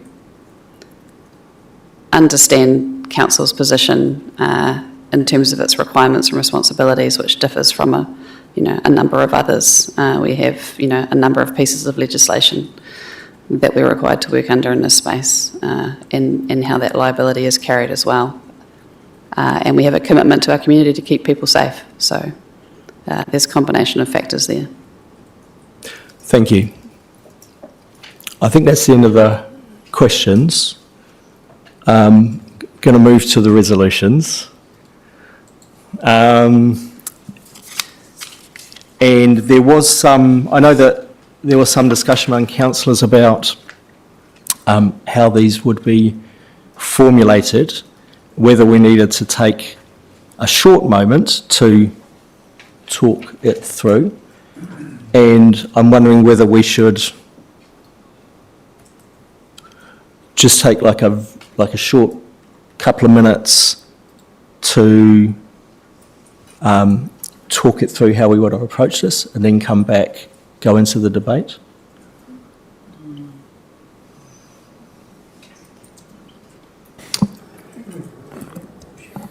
Councillor Oz? Thank you, Mayor. I would have thought if you just move through receiving the report, and then when we get to number 2, put forward the recommendation, and then if there's an amendment or whatever, that we could do that in an open forum. There'll be a lot of debate. Well, that's what it's all about. I'm into making this as easy for councillors as possible to work it through. I'm happy to just go through into the debate and then through the discussion. We can still take a moment if we need to work through if we're finding ourselves tied up in knots. All right, okay. So if people are happy with that, we'll just proceed. So, and I'll move each one individually. So first of all, the council received the West End to Otarawairere Bay Tapuwae Otoi Walkway Restoration Report.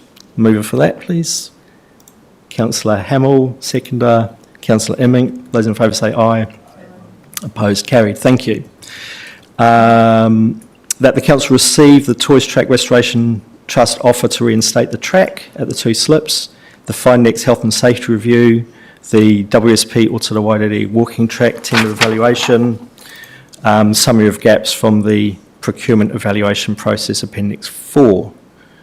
Mover for that, Councillor O'Brien, seconded Councillor James. Those in favour say aye. Opposed, carried. Thank you, everyone. And then I think the move of the council is to support option 2. Option 2 contains a number of elements to it, being that to accept the proposal but to address gaps, identified gaps, to work with the trust, to leverage the TIF funding, to try and use that as much as possible, that a joint project group is probably to be set up. It includes a provision for a legal opinion to be sought. It indicates some costs that council needs to both approve and consider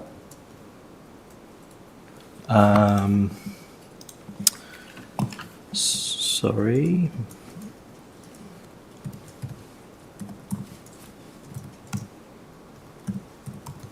Just making sure I didn't leave anything out of that.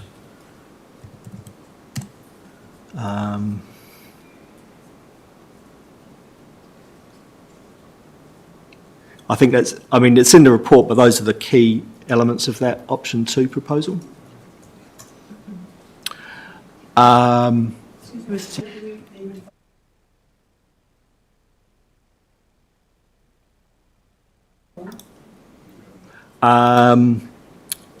not going to move, or I'm not seeking a mover for item 3 in the recommendations. I'm just going straight to a resolution that we approve option 2 with the elements in it that I've just outlined. Chief Executive, is that your hand? Okay. So. We're going to have debate on option, yeah. Yeah, and then we'll have it, yeah. So I'll seek a mover and a seconder, and then we'll go into debate on that.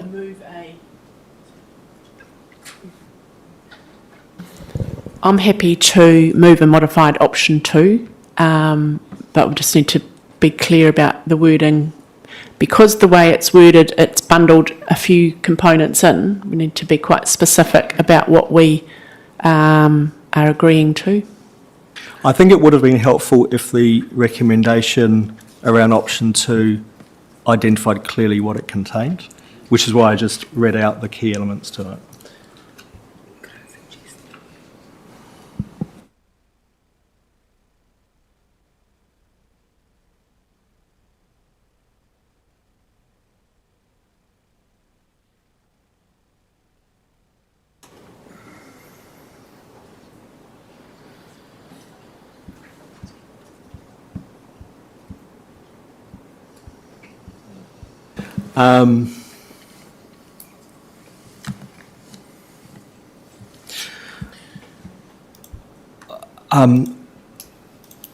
I think I'd like to move the motion of option 2, and I'll seek a seconder, but certainly any, and I'll go through the items again to be clear what it is that we're supporting, and if you or anyone wishes to move any amendments to that, you're totally welcome to do that. Yeah. Okay, so I'm going to move it, and can I take a seconder? Councillor Whitaker, thank you for that. And so just to clarify again what the items are in option 2 that we are voting on, it's to accept the Toys Track Restoration Trust proposal, conditional on the gaps identified in section 4.1 being remedied. That staff would work collaboratively with the Toys Track Restoration Trust to identify the gaps to address the gaps identified, and this enables the project to leverage the TIF funding of $451,000 subject to acceptance of this option by MB. That likely to establish a joint project team to remedy the conditions outlined in section 4.1 and monitor project implementation to ensure it's aligned to the proposal and conditions. That a legal opinion will be obtained which addresses the residual risk to officers of personal liability from council decisions based on the process outlined, and if the conditions outlined in section 4.1 are met. And it will require staff and budget to support the trust with meeting the conditions outlined in the report. It talks about likely costs to meet the conditions such as geotech assessment. So this is costs that will be borne by council, geotech assessment, design peer reviews, and the archaeological approval process. And we would allocate up to $150,000 to cover these costs from the contingency fund in the annual plan. That we would need to hire a dedicated resource to support the group in the project team with meet its conditions and to monitor delivery. And then the last bullet point in the option is talking about the lack of clarity around future track maintenance, but I think as part of what we're agreeing, we would simply say there'd be further exploration around ongoing track maintenance, because I note that the Trust has said they may be willing to consider doing something of that, but that's another, separate from this. We can discuss that in another manner. So that's another process. Is it you seeking clarification about that? Me and Andrew, I was just, option 2, and what you have articulated then doesn't really quite relate to option 2, and I'm just wondering if the points that you're highlighting are going to form the recommendations for option 2. It may be advisable now, if we were to adjourn, to allow staff to actually formulate that option, put it up, so we know exactly what it is that we're voting on. I'd note that the things I've just read out are directly from 5.2 in the report, which is what outlines option 2, but I'm quite happy for the resolution to say that quite clearly to avoid any doubt. Thank you.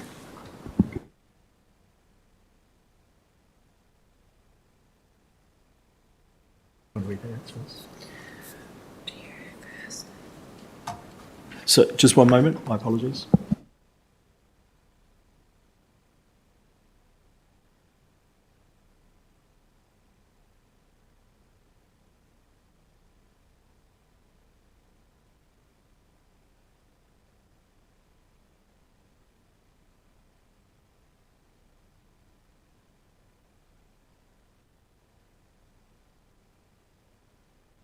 All right, let's adjourn for a few minutes just to get that wording tight. Yeah, councillors can have a cup of tea.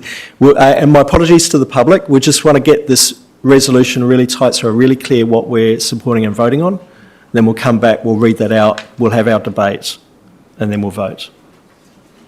We'll be as quick as possible.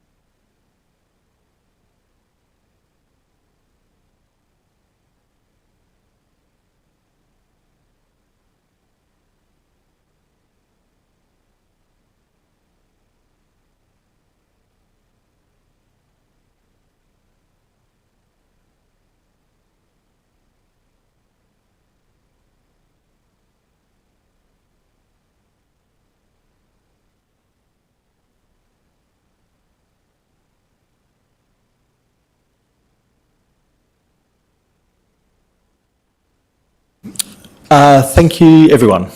Apologies for the delay. So just to remind councillors that we've been through the first two recommendations to accept the report and the various supplementary information that's in recommendations 1 and 2. So we've been through that, we've approved that, and we've resolved that. So the final resolution in front of us today has been moved by myself, seconded by Councillor Whitaker, and this is what we've attempted to do is clearly articulate exactly what those points are that we're agreeing to, which is what I read out in the summary of matters, but this is just so it's clearly articulated, so there's no doubt about what it is we're voting on. And so those are that the council accepts the Toys Track Restoration Trust proposal, conditional on the gaps identified in section 4.1 being remedied. That the council directs staff to work collaboratively with the trust to address the gaps identified by establishing an agreed joint project group. That this council seeks to unlock the TIF funding as outlined in the report. That staff are directed to seek a legal opinion to assess the residual risk to officers of personal liability from council's decision based on the process and if the conditions outlined in section 4.1 are met. That council allocate funding of up to a maximum of 250,000 to cover a resource,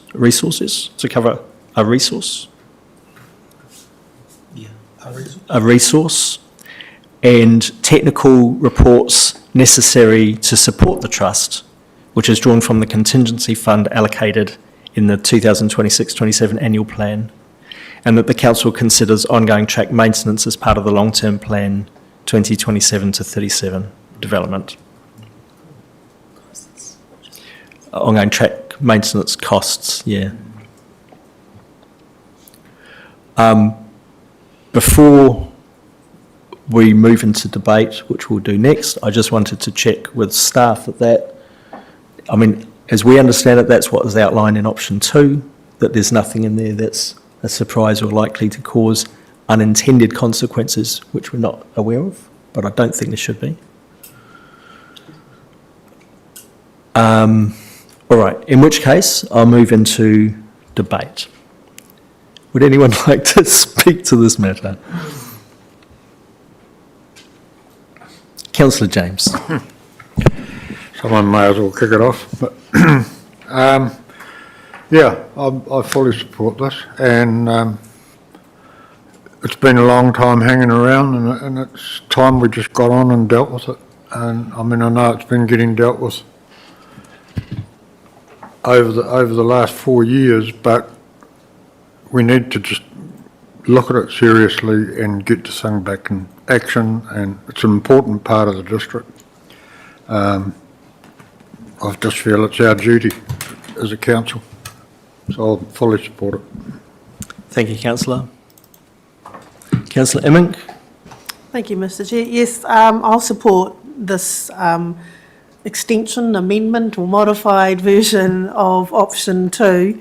But I also wanted to very much thank the trust group who have been working very hard behind the scenes, and almost apologies for that. Sometimes it appears a bit confusing with some of the communications, and just to assure you that the communications and collaborative working together is going to be a lot quicker than perhaps some of the responses have been in the past.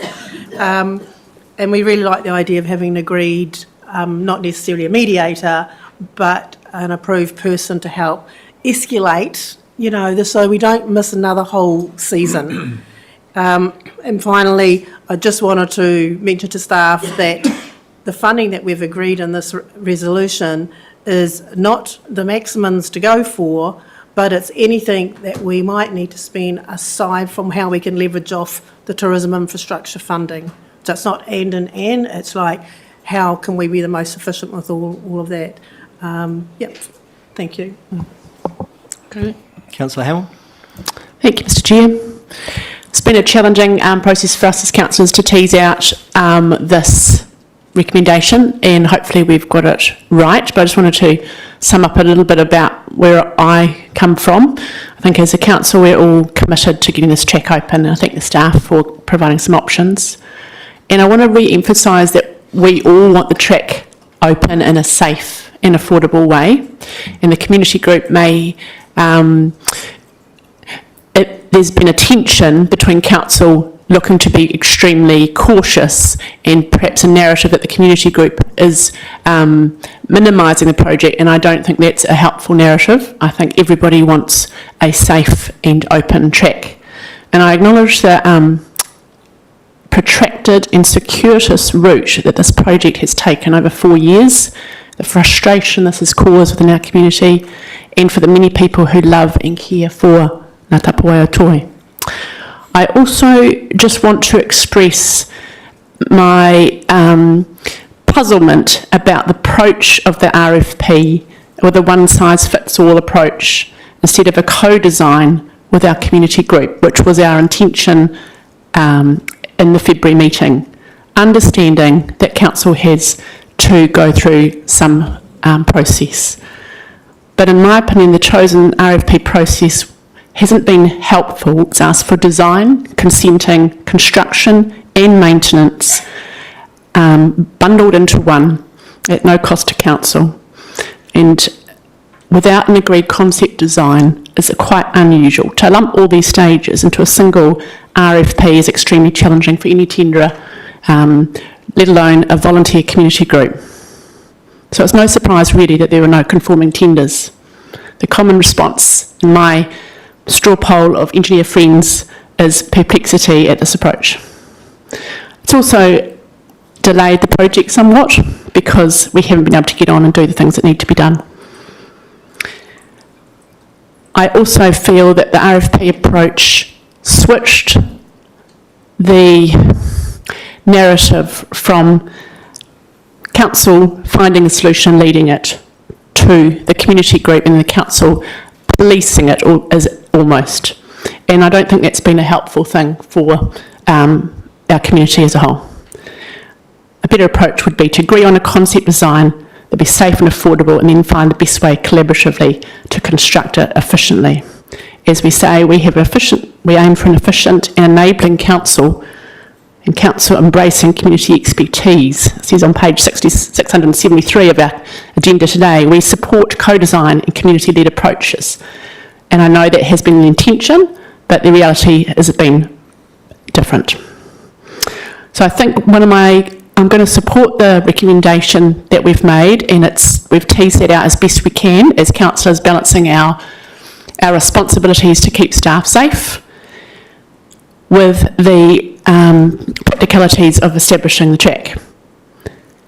But I am concerned that if there is a huge focus on addressing the gaps, as seen from an RFP lens, that there will be a lack of perspective on each one of those gaps. So I support the recommendation, but I would like to see a reset of the community group and staff team with an independent leader, shall we say, to create a truly collaborative approach where things are done efficiently, and the necessary hurdles are moved on quickly and not drawn out. And I finish with saying thank you very much to the community for your turnout, and we hear your passion and we acknowledge your expertise, and we're grateful to have you in our district. Thank you.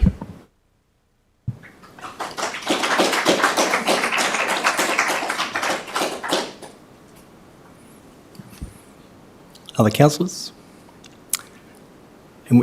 Councillor Whisker? Right. So I second this option because I really do think we need to move on this. To have it sitting around for 4 years is a long time. To me, it's a great track. When I came here in the early 80s, all there was a track. There were no barriers. no nothing. And we used to walk it. We used to have to climb underneath a big pahutakawa tree to get around to the end of it in those days. And I used to think, what happens if this bloody thing slips over on me? But never mind, we climbed under it and we got over. I think it's great for exercise. It's great for the amount of people that use it to train, harriers, cross-country people. It's great for tourism. And it's pretty sad that it's been cut off for a long time from Otarawairere, which is an amazing sort of beach. I'd also like to acknowledge the people from the Trust, Angus, Oliver and Bridget, for all the time and effort you've put into this. You know, I know you're passionate about having this track open, and I think it's wonderful that you as a community have stepped up and actually driven this forward and will drive it in the future. And I'd like to offer my time as well as part of that trust to coordinate between you and the council so we get this thing moving and get it going as quickly as we can without too much more onerousness that's been happening. So I'm happy to keep on supporting. Thank you.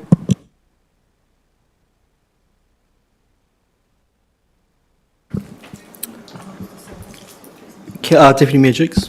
Thank you. I won't hold everyone's time up there. Mostly everything has already been said, but I will just say I would like to support this option as well. This is a huge asset for our district and it is used by a whole lot of people when it is open. So, you know, it's something that we value, and I do think we do want to have it open again. And I hope we can access this 451,000 funding to go towards it, and I hope we can work through these gaps.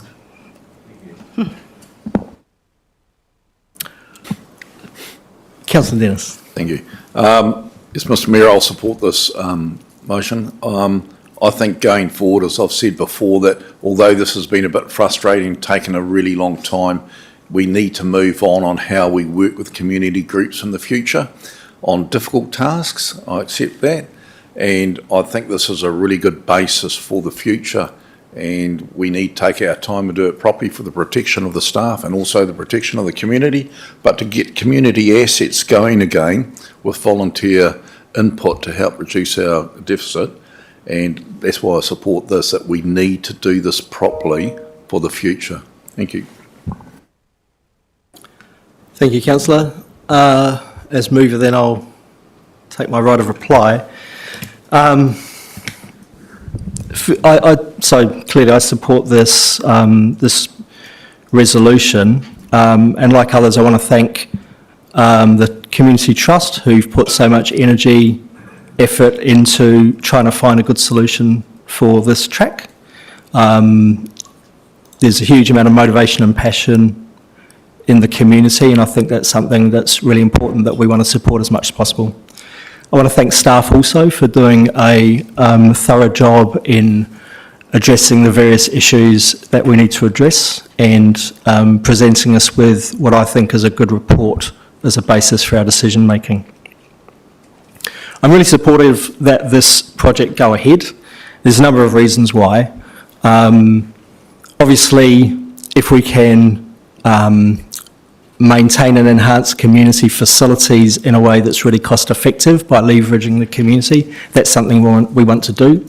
As council, we're in a very cost constrained environment and we need to do everything we can to work with community to leverage that enormous goodwill there is to try and deliver things cost effectively.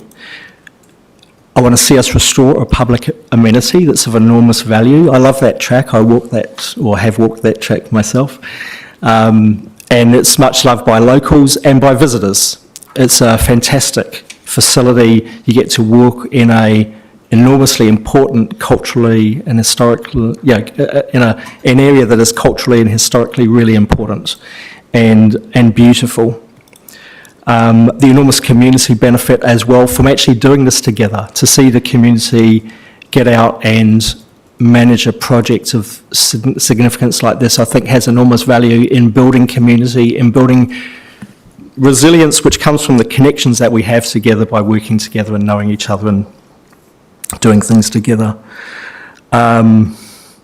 And I think as a council, I want it to succeed because I want us to be able to show as a council that we are able to work with community on complex issues. We work with community on a lot of different things now, but this is probably the most complex thing that we've tried to address. So I'd like to be able to see that we can do this, and I know that there's a piece of work being undertaken to how we work with community organisations to provide some consistency and some kind of good rationale for how we work at different levels, because obviously more complex and risky projects require a different approach to very simple things. So having those processes in place is really good, and I think this has spurred us to do that. And the last thing I'd say is I want it to succeed because the status quo is not viable. Probably what we have now is the most risky outcome, where we've barricaded off a track, people are using it anyway. It's incredibly unsafe, I think, as it is now, and people will continue to do that regardless of what we do. So I think we have to do something. To me, that's the bottom line. Having said that, I was close to voting against this morning when I saw some of the comments on Facebook last night from members of, at least one member of the Trust, slagging our Chief Executive off. And I'd say that's really unhelpful, because if you want to work with the council as a community organisation, personally attacking our staff is not the way to go. And I'd really like that to stop, because it really upsets me. Our staff are just doing their job.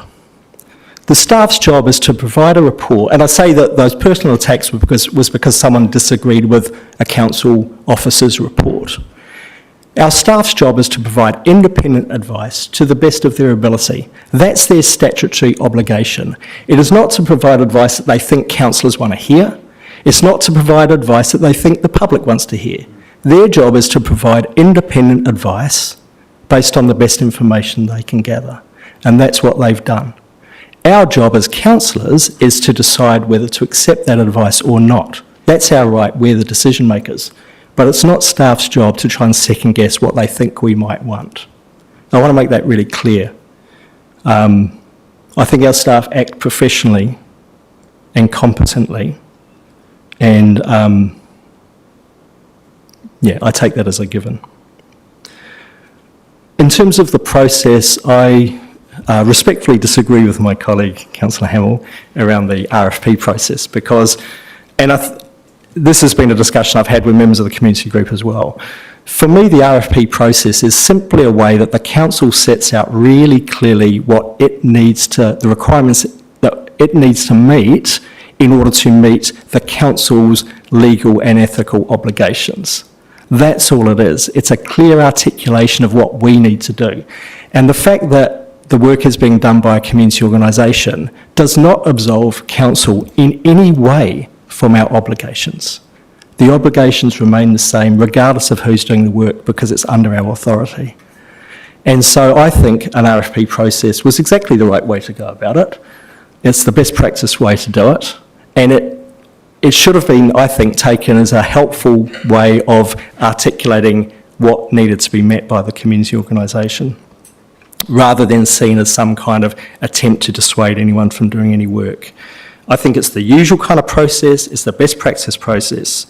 And the fact that the community organisation has tried to sidestep that process by not applying within it, but providing a separate proposal, in a way it doesn't make any difference. We still have to evaluate the proposal under the same criteria.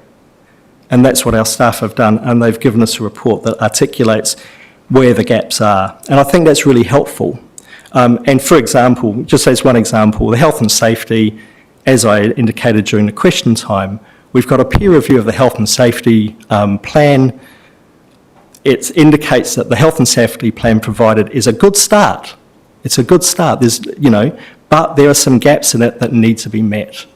And that's why I think that the resolution we're coming to is the right one, that we're saying, yes, we do support you, we do want you. We're putting some skin in the game, we're putting some money in to support you with peer reviews and some of that work that needs to be done. So we are proactively supporting, but there are gaps that need to be met and before the proposal can go ahead in order to meet our legal obligations as an organisation. So I know everyone got excited right at the beginning to think that this is all going to be free. It's not going to cost council anything. It's going to cost us something. Not as much as it would do if we did it ourselves, and that's a credit to the community who's put their hands up to do all this work. But we're going to have to put something in it as well. And that's just right, because it's our facility, and we can't absolve ourselves from our obligation also to provide a great facility for our community. My hope, the final thing I'm going to say is my hope is that we can reset the relationship. I think we all want the same outcomes, right? We all want the same thing. We want this thing to succeed. We want to see the track open. We want to see people using it. We want to see visitors coming. It has so many benefits for our whole community. We want to see it work. We've had some difficult moments in the relationship, and I'd like to see us reset that and work together really cooperatively, and that's why I support the proposal to set up a joint project team to resource someone to help kind of lubricate the relationship, if you like. And I think we can get something really great out of this, but we all have to recognise that we're in it together. Kia ora. So, moving to the vote. Those in favour say aye. Aye. Those opposed? Carried unanimously. Thank you, councillors.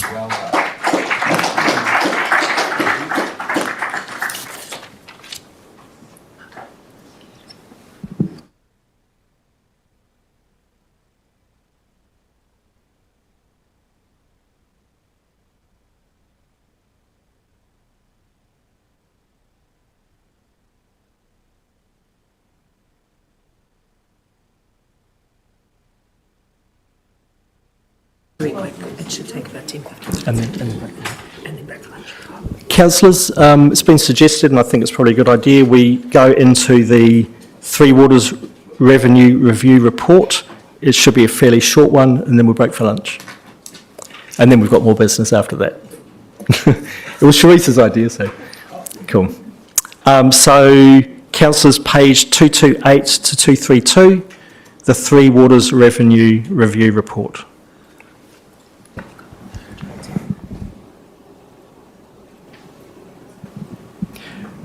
We have Philip Jones online. Welcome, Philip. And Paul, over there in the corner. Thank you. I think many of you know Philip Jones, who's online, who's helping us with a project around water harmonisation. This is a very brief report, and it's really just intended as the first report on the harmonisation process and outlining a 5-stage process that Philip is helping us work through in order to be in a position to be able to consult with the community on a harmonisation process in the next long-term plan. So the report really just outlines that 5-step process, briefly going through it. It's updating the costs we have now, and which is what we would normally do in a long-term plan process anyway. It's then actually re-looking at our pricing model under the existing way it works and under a harmonised approach, and bringing to you a plan and a process that we can go to the community with in terms of consulting on that harmonisation process. It's consistent with the previous council's resolution. I think it was in August last year that was passed to actually move forward with harmonisation. So unless Philip has anything else to add, I'll open for questions. Councillors, questions? Councillor Emmink. Thank you. Hi, Paul, and hi, Philip online. So we've had a lot of water workshops and water discussions. So what Philip did when he gave us all the sort of numbers and we were going through about how we're going to look at our assets going forward and how we charge for it. So this is completely separate from the potential CCO Three Waters thing and the previous workshops that we saw on funding the Three Waters, correct? It's taking what the previous workshops in the previous council, which went to the harmonisation decision, and turning it into implementation, and as part of that implementation, it will consider the water delivery model that we work forward to. At present, it's an IBU model, but it will also consider if a decision is made for a different delivery model in the future. And just supplement, and that includes the wastewater, like how we deliver the wastewater That's correct, and that's the first stage of it is really important in terms of making sure we're updating our costs to reflect what that latest waste, in particular wastewater projects and spend will look like, because it will impact on that pricing going forward. Thank you. Councillor Oz. Thank you, Mayor Nandor. Just going back to item 9.3, in the second paragraph there, with regards to the water and the wastewater that has been generally equalised across the district, where are we at with, not so much the plains, but with the Murupara model? In both directions, both the water and the wastewater, because I know, again, and perhaps Councillor Ranui Morgan might be able to give us a bit of an update as to where things are at there with the wastewater model, because again, just following on from yesterday's workshop, with the options that were made available, and the discharge to water is something that Murupara residents are not keen to continue with. Is there an update? Have we got some sort of resolution? It might be useful to have Nick Johansson maybe talk to that.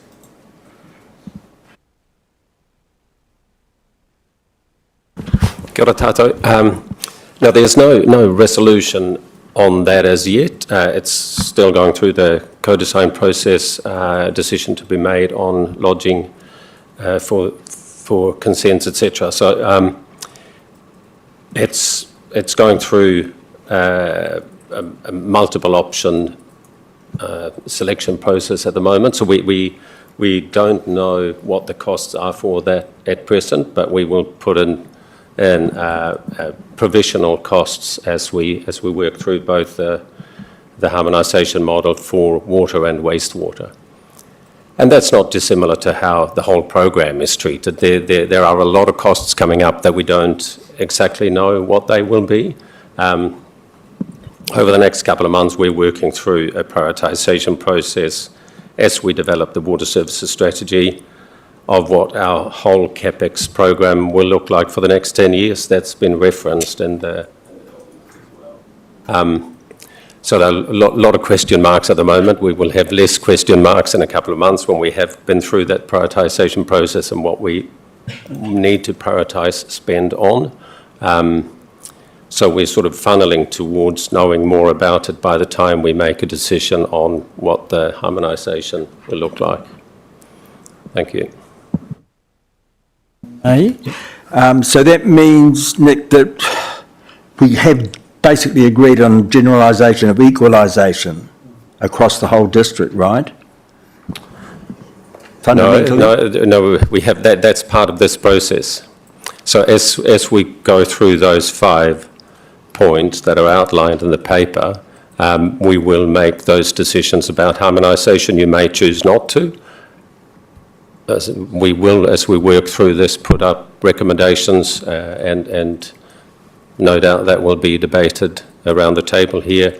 We will come up with a proposal that will be part of the LTP process as we go for public consultation on that early next year. So this is, I guess, correct me if I'm wrong, Paul, but I guess we won't actually come to a concluded decision on this until we lock in the LTP.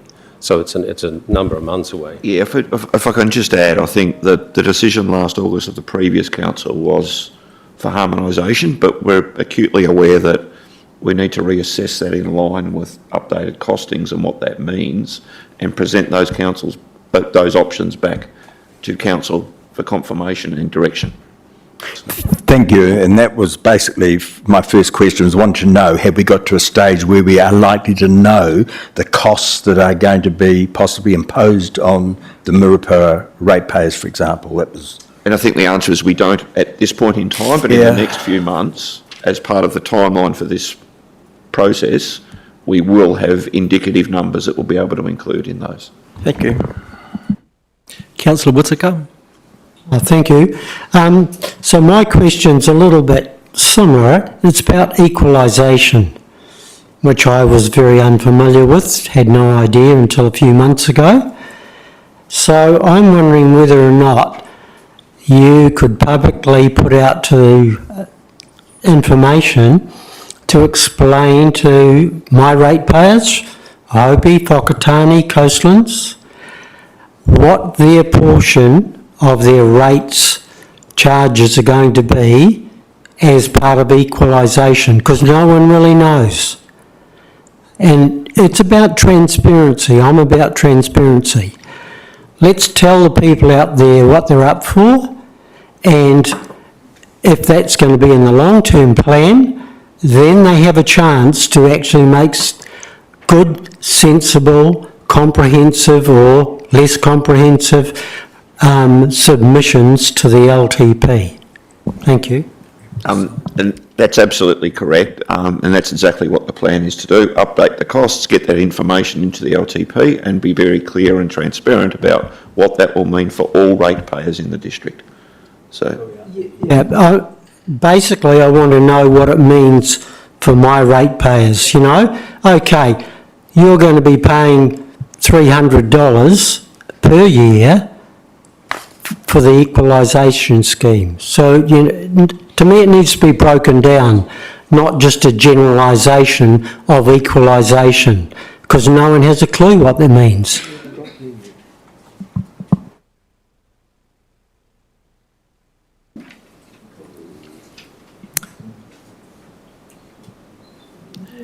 If there's no other matters, councillors, we'll move to the resolutions. Moved by Councillor James, seconded Deputy Mayor Dukes. Taken both together, the council receives the Three Waters Revenue Review Report and approves the 5-step process outlined in this report to complete the Three Waters Revenue Review. Those in favour... debate?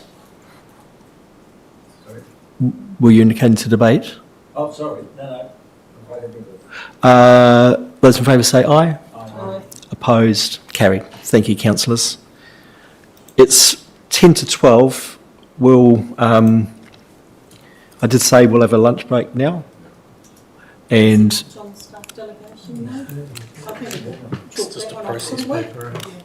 You want to... We can knock that off? All right, okay. Lunch is not out. Oh, lunch is not out yet anyway. So. I was jumping the gun. All right, we'll move to staff delegations then, please. This is on page 233. I just don't think I have Ingrid in the room, so I can take questions. And Lunch is here. She's running down. Oh, okay. Oh, there she is. Okay, thank you. It's a grand entrance.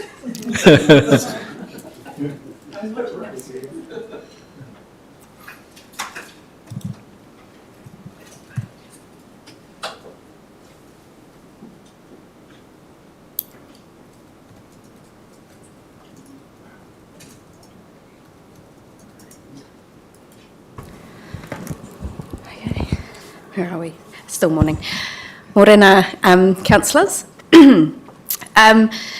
The Local Government Act enables council to delegate certain powers, duties and responsibilities to the Chief Executive, who may then sub-delegate those authorities to staff where appropriate. The purpose of the report is to seek council's approval to delegate specified powers, duties and responsibilities to the Chief Executive and to authorise the Chief Executive to sub-delegate those authorities to staff through the Staff Delegations Register. This is to enable operational decisions to be made in a timely and efficient manner. The delegations can be sub-delegated by the Chief Executive are included in the report for your information. Since the register was last reviewed in 2023, we have taken the opportunity now to update it to reflect legislative changes, recommendations from an external legal review, organisational and staffing changes, and changes arising from water services reform. The review has also included some proposed increases to the Chief Executive's financial delegation limits, and this is to better reflect current operational and procurement costs.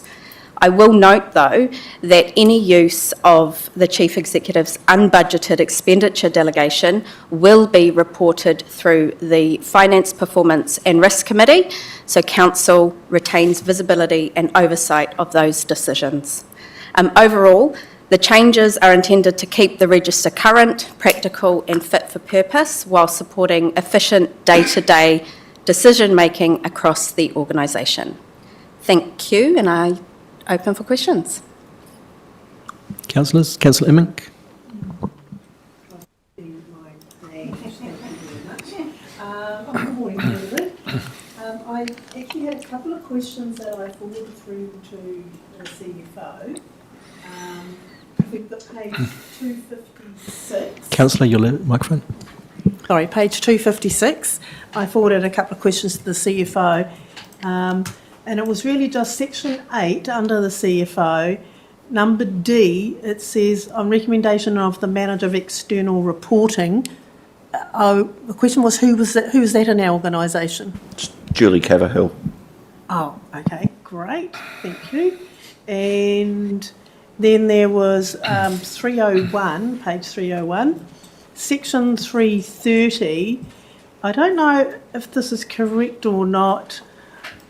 When I look at who's responsible for the environment, preventative measures and remedial measures, we've got the CE, the GM of planning and the manager of resource consents. Considering our last discussion, do we need to have the GM of community experiences in there? That was just from a responsibility point of view? I think it's more to do with the planning side of the responsibility in terms of environmental management, but I could be wrong. Okay, so it's not in case of an event of anything untoward. And it's okay if it's not? It's related to planning. Okay, all right, fantastic. And the third question was, with the changes that we've got there, this is probably for the CFO, is there anything, we've had a lot of Audit New Zealand questions and forwards, going backwards and forwards. Have they had anything to do with the delegations register in the past and what we've done now? Do we anticipate any Audit New Zealand questions going forward? No, we don't. Audit will look at delegations from a system control perspective. So they'll look at it and say, has the Chief Executive applied the delegations correctly? If those delegations are set at a level, they won't provide any input or commentary on that. They'll just look to see, are we compliant with what we're doing? Okay. So that will be their check. Right, thank you. Councillor Whittaker. Thank you. My question's around 9.4.1 on page 250, and it's 5. It's about the authority to approve after consultation urgent property purchases. And I'm wondering, I think that's quite important when you're purchasing property, and to leave that up to the Chief Executive and the Mayor, I think's not very good. I would think we should have a council meeting if we're going to purchase any more property, because the council tends to have a lot of property out there. So I'm just wondering why it's become, this has been put in there.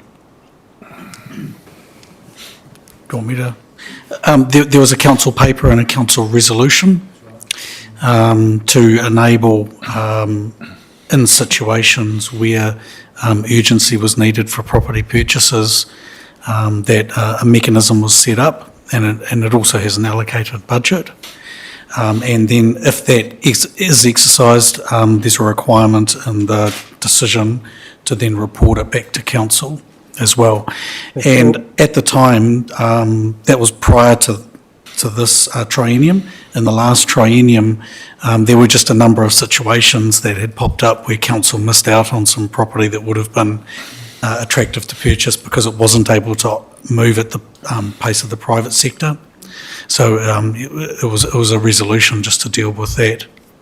Okay, I realise that. If you're interested, I could send you a copy of the paper. It was about 1.5 years, 2 years ago. I realise that, but I do feel, and I've seen it here, that within 2 days we have a meeting. Now, if there's an important piece of property out there, why can't we just have a meeting for all the councillors to make that sort of decision, whether we buy or we don't buy? You know, I just...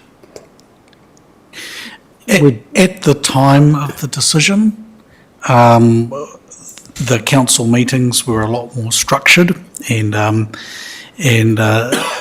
council was only meeting every 8 weeks or 12 weeks if a committee, I can't quite remember. It was in the last triennium. There are a number of new work streams that have occurred over the last 12 months, so we are having more meetings than we were doing back when this paper was first put in front of council. But it was something that council went through a process on. There was a workshop, it was discussed, refined by council, and then entered in a council paper. But maybe if I flick you the council paper, it'll give you a bit more confidence that all the checks and balances are in place, because there was quite a bit in the council paper about that. Deputy Mayor Cheeks. Thanks. I'd just like to add to that, if I may. There have actually been instances where something has just come to staff's attention and we needed to have put in by 5 o'clock that day. So therefore there has been no ability for us to actually have a meeting for us to make this decision.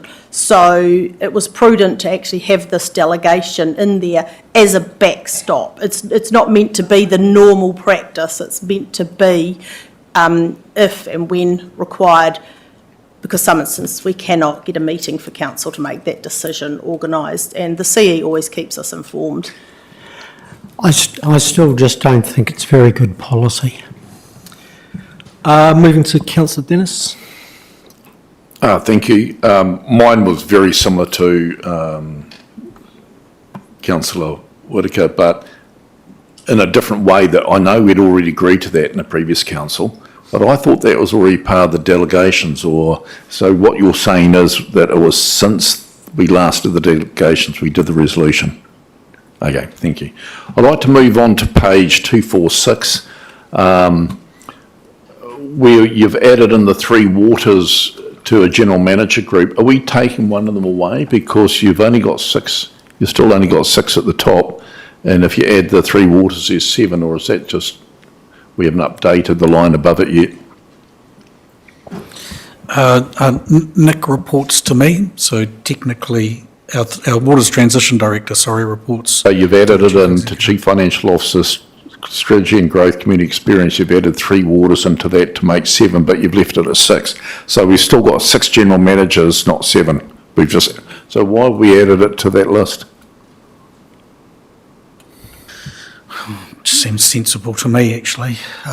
Because whilst the transition director isn't part of executive, he has, the need to have the financial delegation to actually run the waters activity, which is why he's included in that list now. Similar to a general manager. Well, then I would have thought you'd have 7 groups, not 6. It's like you've got opposing statements here. The wide range of services delivered by the council means the organisational structure has 6 groups, each led by a general manager, but then you've got 7 down there. So it's a tidy up thing. I think you actually need to relook at that. I think we know what you're saying. Yeah, we can do that. We can tidy that. Yeah, there is a difference between a general manager and the Waters Transition Director. Moving on to another one, just any of them, like page 300, where you got your ability to issue an abatement notice, etc., etc. You've got all those different people listed, like chief executive, this manager, that manager. Do they all have to agree to that? Is there a sign-off, or is it just either or? It's just either or. Thank you. Sorry, I'm just... looking at different things. I'll pass and let someone else have some. Councillor James? Speak. I was just going to follow on with Councillor Whittaker's comments and Deputy Mayor's that when these quick decisions are having to be made, and that councillors are all kept up to date with correspondence pretty well straight away as it's happening. So Yeah, thank you. We're not in the dark. Yeah, there's the information, it's just the ability to make a decision. Yeah, thank you, Councillor, for that. Councillor Hamill? Yeah, I'd highlighted the urgent property purchases too, so thanks to Councillor Whittaker for bringing that up, but it's great to hear the background behind that.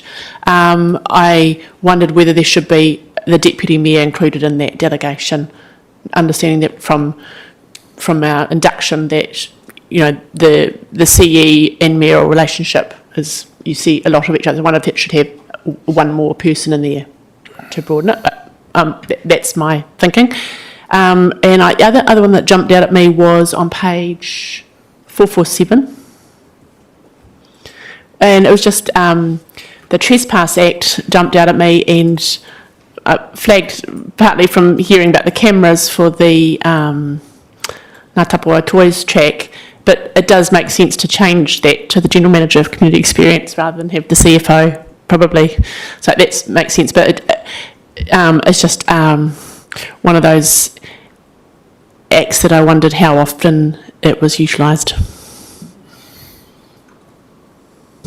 I would say we trespass probably one person a week.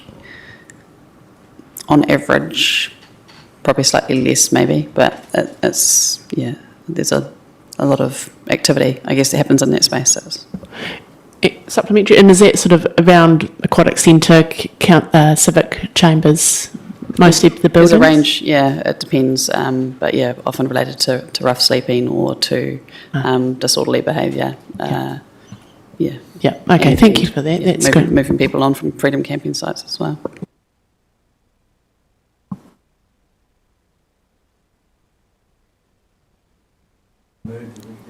Well, I was just going to go back to Councillor Dennis because I wasn't sure if he was just taking a pause and letting other people have a go and had more to talk about, or whether he was finished.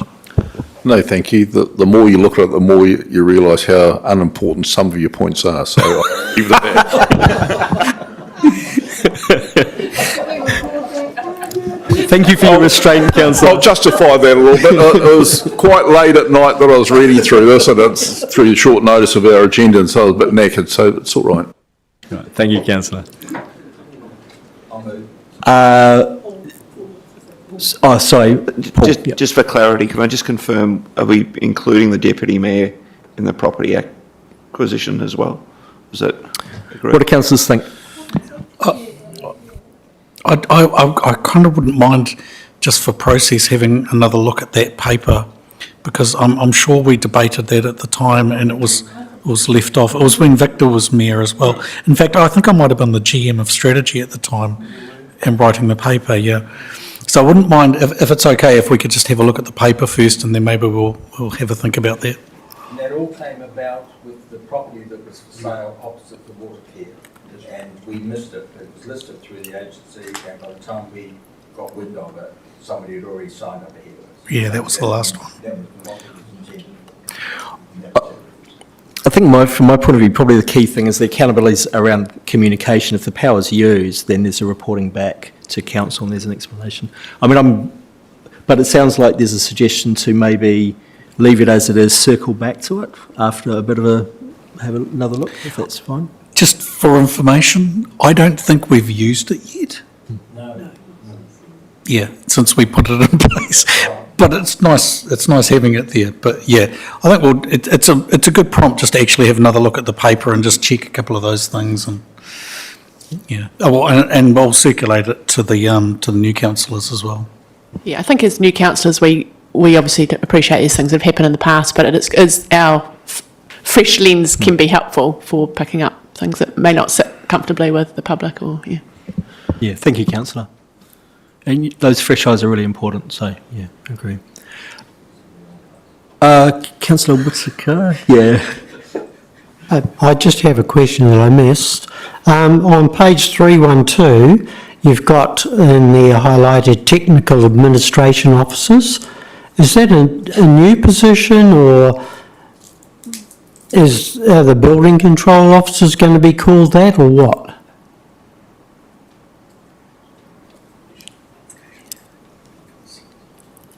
You got it, 312? Top box. Yeah, I suspect that might be something that David, Officer Bewley, added, who's away at the moment, and that is because from time to time, building consent teams need to outsource. Yeah. And it enables that outsourcing for certain things to be that decision to be made. So it might be just to enable outsourcing of building consents. Yeah, I just wasn't clear.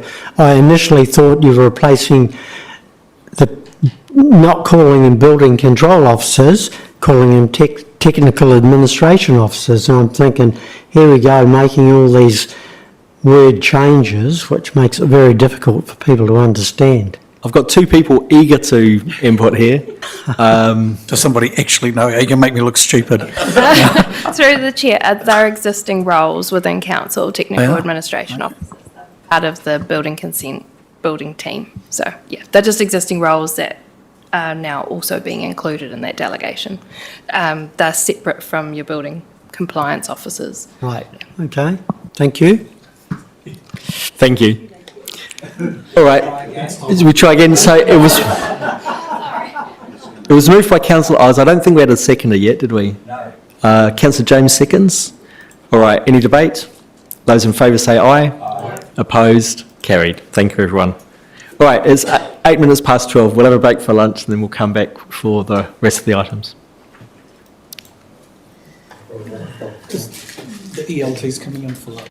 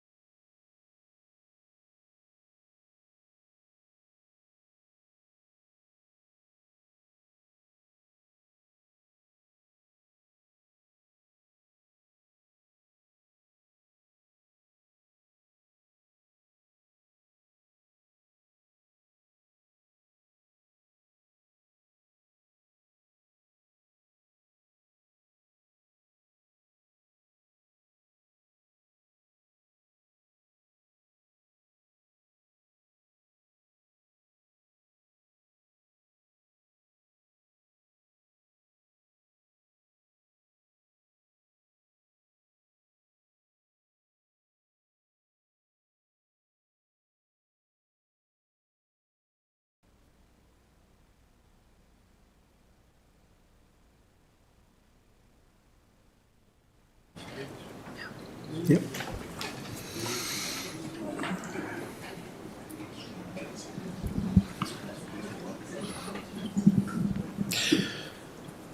We can welcome back everyone to our ordinary council meeting of 23rd of July. We'll move now to page 665 of our agenda. This is the appointment of independent member to the Finance, Performance and Risk Committee. And Paul, we're in your hands. Thank you. So this was to complement our existing member of the Finance, Performance Risk being Petra. So the Chair, Deputy Mayor and myself have gone through a process looking at shortlisting and interviewed 2 potential candidates. And the consensus, and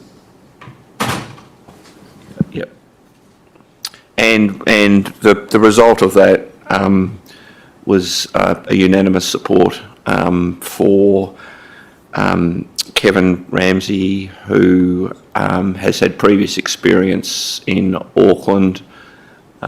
He's got a wealth of local government knowledge, with particular focus on finance, and we thought that his skill set would complement Petra's in terms of having a risk skill set and a finance skill set on the committee. He's well aware of the potential changes to the Local Government Act in terms of no voting rights, and is absolutely fine with that. And I'll hand over to the Chair or Deputy Mayor to add anything if they Start while you catch your breath. Yes, no. Councillor Mick and I were actually very impressed with him. He did seem to have a wealth of local government knowledge, and as is in the report, he's currently the independent for the Hutt City Council. So, he's already got that governance role experience and a vast array of other governance experience. And we've always felt with this position that we needed to have an independent chartered accountant on this committee. With Petra, we get the risk side of things and the insurance and all of that, but we've always felt that we needed to have that external CA experience, which we feel that Kevin does actually bring, and very personable and likeable person, so I think he'll also get on really well with the council. Yeah, Leslie? Yeah, no, and in addition, he's just all over the reforms. So to have someone with the financial experience who's up to date with what's happening in local government is going to be really useful for us too. if I can just add one more point, I think it's just to bring to the attention is that the remuneration is suggested to be 10,000 for both independents, which is at the low end of the councils we did have a look and benchmark against, but consistent. Thank you. Councillors, are there any questions anyone wants to put? I'm just thinking of I think it's only an announcement, isn't it, that the government's proposal to remove voting members from council committees. It's just a press release really at this stage. Yeah. It's to be added into the next simplifying, one of the pieces of legislation there, but yeah. Yeah. Right. Yeah. I've just been advised we'll get 6 months, it sounds like, to implement as well when it goes through. If there's no other questions then, I'll seek a mover and seconder for these resolutions.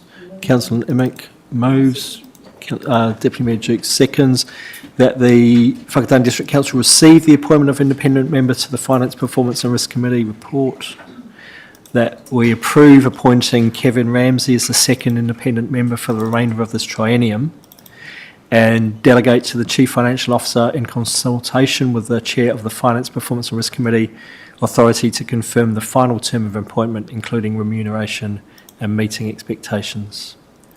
Any debate? Those in favour say aye. Aye. Opposed? Carried. Thank you, everyone. We'll now move to the long-term plan draft strategic direction. This is on page 669 of the agenda. Oh, and just to note, thank you, just to note, there's a tabled item, in addition to Appendix 2, Communication and Engagement Strategy Long-Term Plan 2027 to 37. It's to do with the long-term plan branding, and it's available in Stella and on the council website. Welcome to you all.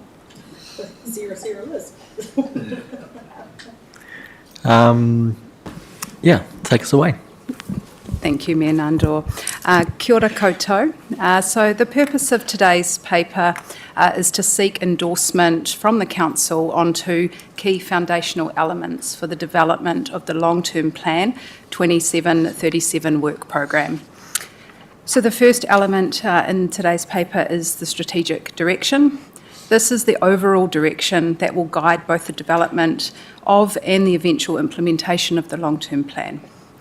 This includes Council's vision, approaches, community outcomes and strategic priorities, and this is Appendix 1 of the report. The second element is the communications and engagement approach, which Liz will take you through in a moment, and this guides how the Council will inform, involve and seek feedback from the community, iwi, hapu, stakeholders and key partners throughout the long-term plan process, which is Appendix 2.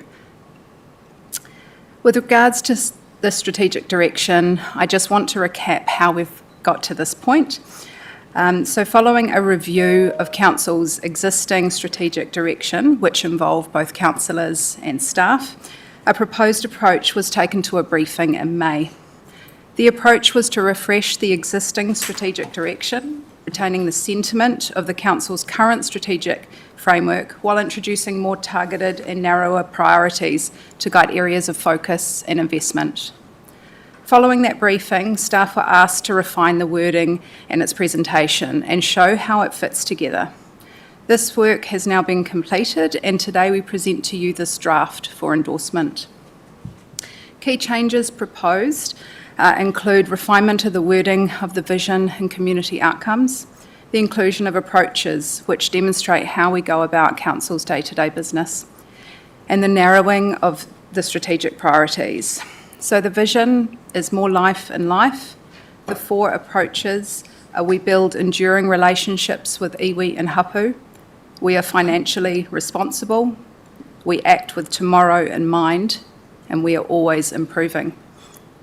There are 4 community outcomes: safe, inclusive and thriving communities, protected natural and cultural taonga, resilient infrastructure and connected places, and prosperous forward-looking local economy. We then move into the 4 strategic priorities, which are the key areas of focus, being enabling housing and development, water services, the Rex Morpeth Recreation Hub, and resilience and emergency management. I will now pass to Liz to walk you through the communications and engagement strategy you've received. Thank you. Kia ora koutou. The draft comms and engagement strategy included as Appendix 2 sets out the framework for how that will guide, how we communicate and engage with our communities throughout the development of the long-term plan, and it's that which we are seeking endorsement on today. Just before unpacking the recommended option, I'd like to use today's opportunity to also table a late appendix. Apologies for this, but it was a very timely that this was finalised last evening. It is our internal and external brand for the LTP. Given it's still in draft, there's still a few tweaks, including the name is slightly incorrect on the front page. For our members in the public gallery, there is a copy for you also. So it obviously will bring our draft strategy to life. So I thought it was quite an opportune time to share it with you. In the development of this strategy, the key question that we've been carefully considering is whether there is value in undertaking a broad pre-engagement program before development of our long-term plan. And our recommendation is that we do not undertake pre-engagement based on several factors. Firstly, we're not starting from scratch with this LTP. Over recent years, we've undertaken a significant engagement through the long-term plan, annual plans, major projects, community board engagement, customer interactions and ongoing conversations with iwi, hapu, stakeholders and our wider communities. Secondly, the strategic direction being presented today largely represents a refinement of the current framework rather than a significant shift in Council's long-term direction. And thirdly, we've not identified a specific strategic line of questioning that would justify a dedicated district-wide pre-engagement program before the draft long-term plan is developed. Our concern is that broad pre-engagement without a clearly defined purpose risks consultation fatigue, duplication of previous conversations, and uncertainty around when people can genuinely influence decisions. Instead, I recommend that we focus our effort on developing a strong draft long-term plan and then undertaking a robust formal consultation process where communities can provide feedback on clear proposals, priorities and choices. And that approach is consistent with the principle outlined in the draft comms and engagement strategy that engagement should be purposeful and proportionate rather than undertaken simply because engagement could be expected. But I do, however, want to acknowledge one caveat to this recommendation. While I'm not recommending a broad long-term plan pre-engagement, there are components of the long-term plan that may need some early engagement, such as transport. Yesterday we heard from Annalise and Joe, and you will have heard, given the complexity of the transport work program, the importance of understanding local priorities early, and the fact that transport planning timeframes don't always align neatly with the long-term planning process. I'm supportive of a targeted transport-specific pre-engagement occurring with iwi and community boards. Those specific transport conversations would sit outside the broader long-term plan engagement program and would focus on sharing proposed transport programs, understanding priorities, and helping inform the prioritisation of work. The transport team would lead those discussions directly, with comms and engagement maintaining visibility of the timing, the approach and the key messages to ensure alignment with the wider LTP program.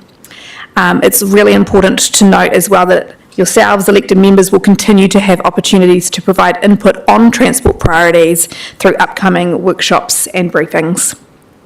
So in summary, I'm seeking Council's endorsement of the Communications and Engagement Strategy and support for the recommendation that broad long-term plan pre-engagement is not undertaken for the reasons I've unpacked.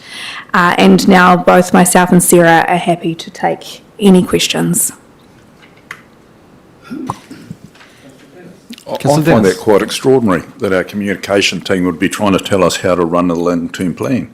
I would have thought that you would go out prior to this long-term plan when the finances of people are really turning to custard, people are struggling to live, the amount of homeless is growing, people can't afford rents. Wouldn't we go out to the general public and say, what are the main issues? Without preloading it towards my things, but when you go out and say, what are your main issues you'd like to see addressed in the long-term plan, whether it's through Korora Mai or something like that, so that we then get a rough idea after 3 years where the people are concerned about. Now, it may be that they're concerned that we're not going fast enough on new buildings or that sort of stuff, or they might be saying, we actually just can't afford the rates anymore. I find it extraordinary that, and without harping on, we're spending $20 million more every year than we're actually getting in. So any business or home that spends 20% more than they get in is very soon out of a home and shutting down their business. So I'm actually stunned that we would just say this is just a continuum of where we're going. I think we need to do drastic stuff. We need to really sit down. And like, this is a third time we've done LTP, forward thinking and all this. We still haven't got to the nitty gritty. In this whole thing, we're still not talking about the number of workshops we're going to have with councils to look at the bits and pieces. And this isn't personal, you guys, but it's the whole overall direction. I think we need to be communicating with our public and saying what concerns you. And they may not be concerned about the things that I'm voicing, but at least we would give the public a chance to say, these are our main issues. So I don't quite agree with that idea. I think we need to be democratic and say to the people, what are the issues? And we need to put a specific slant on fixing our financial problem that we're in. Sorry, there's no question in that. I'm aware, Councillor. Councillor Hamill. Thank you. I see it slightly differently to Councillor Dennis, that, beg your pardon, when we discussed the pre-engagement, that we, part of the thinking from councillors and the staff was that we wanted to keep costs down, keep engagement to a minimum, and reduce unnecessary consultation if we already have a strong approach, which I think we agreed that we were quite aligned. So I'm comfortable with not doing that formal pre-engagement. Thank you, Councillor. Deputy Mayor? I was actually going to say something along similar lines. We are still going to be consulting on the long-term plan. This was literally just about the pre-engagement, so I just think we need to make sure that that distinction is clear. So we will be consulting the public, just not pre-engagement, which we discussed and agreed that we didn't want to go down that path. So staff have just put together what we agreed. Thank you, Deputy Mayor. Councillor Emmink. Thank you. Good afternoon, ladies, and thanks for your work on this report. I think differently to Councillor Dennis. I really liked the refresh.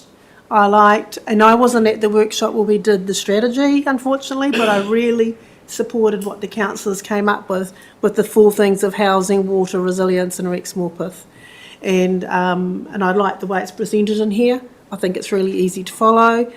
I particularly liked the narrative and the example hooks and the real concepts with wording that will really assist councillors when we do go out to engagement through it. So, well done. The only comment I had is that on page 709, as a stakeholder, you've got listed the Commercial Advisory Board, and we don't have that now. But yeah, good work, thank you. Thank you, Councillor.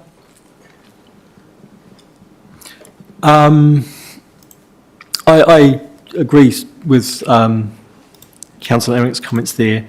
I think that you've done a really good job at taking the feedback that has come through workshops and bringing it back to us. I really like the way it's visually presented. I think we talked about it before. There was it kind of was almost there, and this just seems to have just nailed it really well. So it's really great. I'm very happy with it. I like all of this. I did have one comment about one of the logos, but it's a pretty minor comment. Maybe I'll just talk to you separately. And I do, we kind of indicated that probably we didn't need to do the pre-engagement. I think that's right. I think it's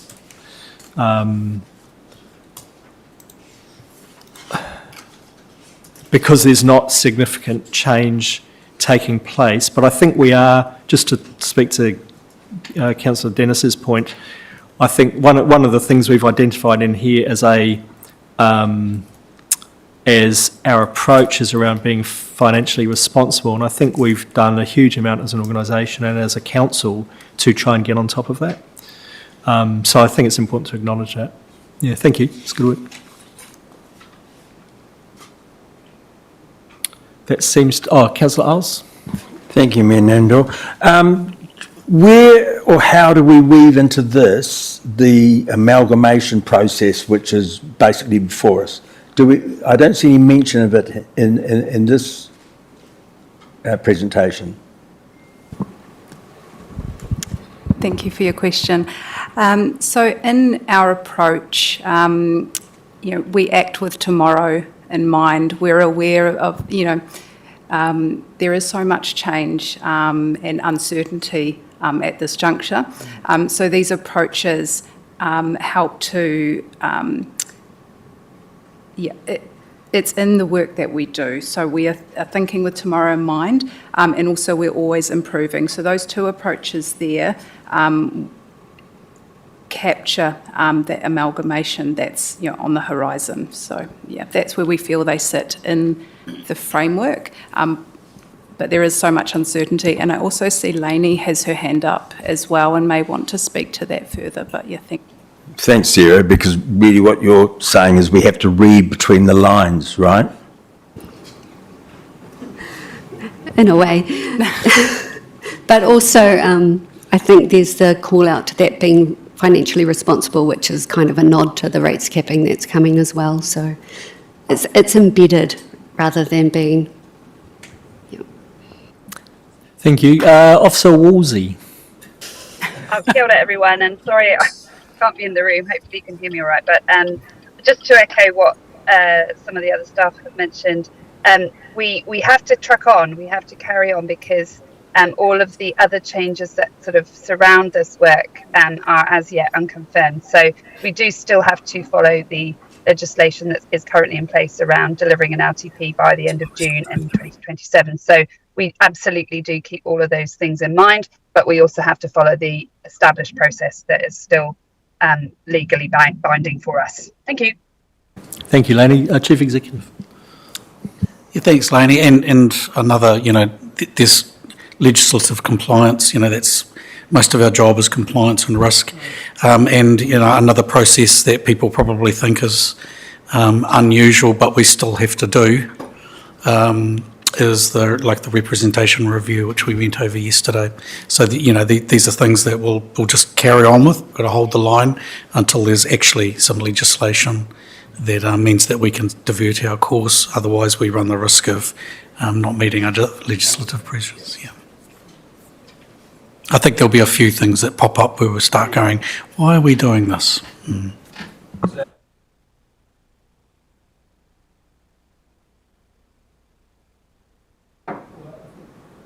I think that's the end of our questions. I'll move to the resolutions then.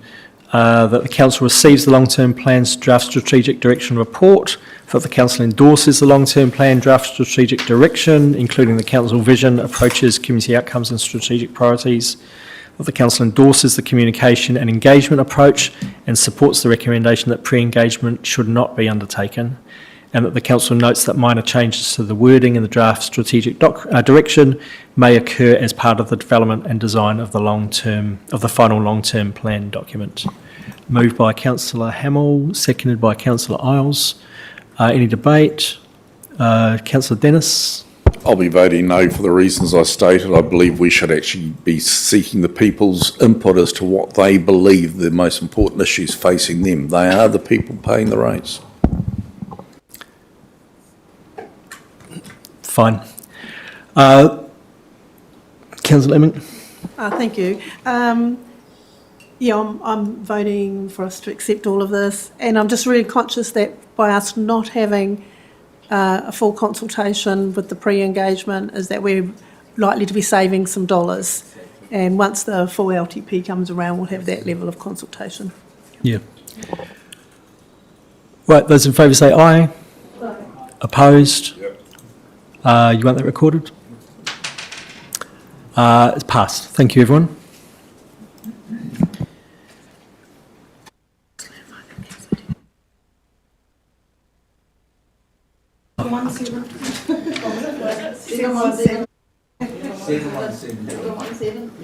So final item, local government reform, confirming a preferred direction for a Head Start proposal, page 717, as has been said.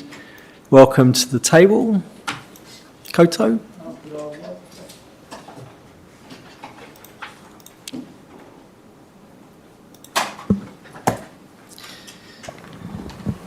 Take us down the final slope. Sorry? Take us down the final slope. Tēnā koutou katoa. So this paper's on the subject of the Head Start proposal under the Simplifying Local Government Reforms.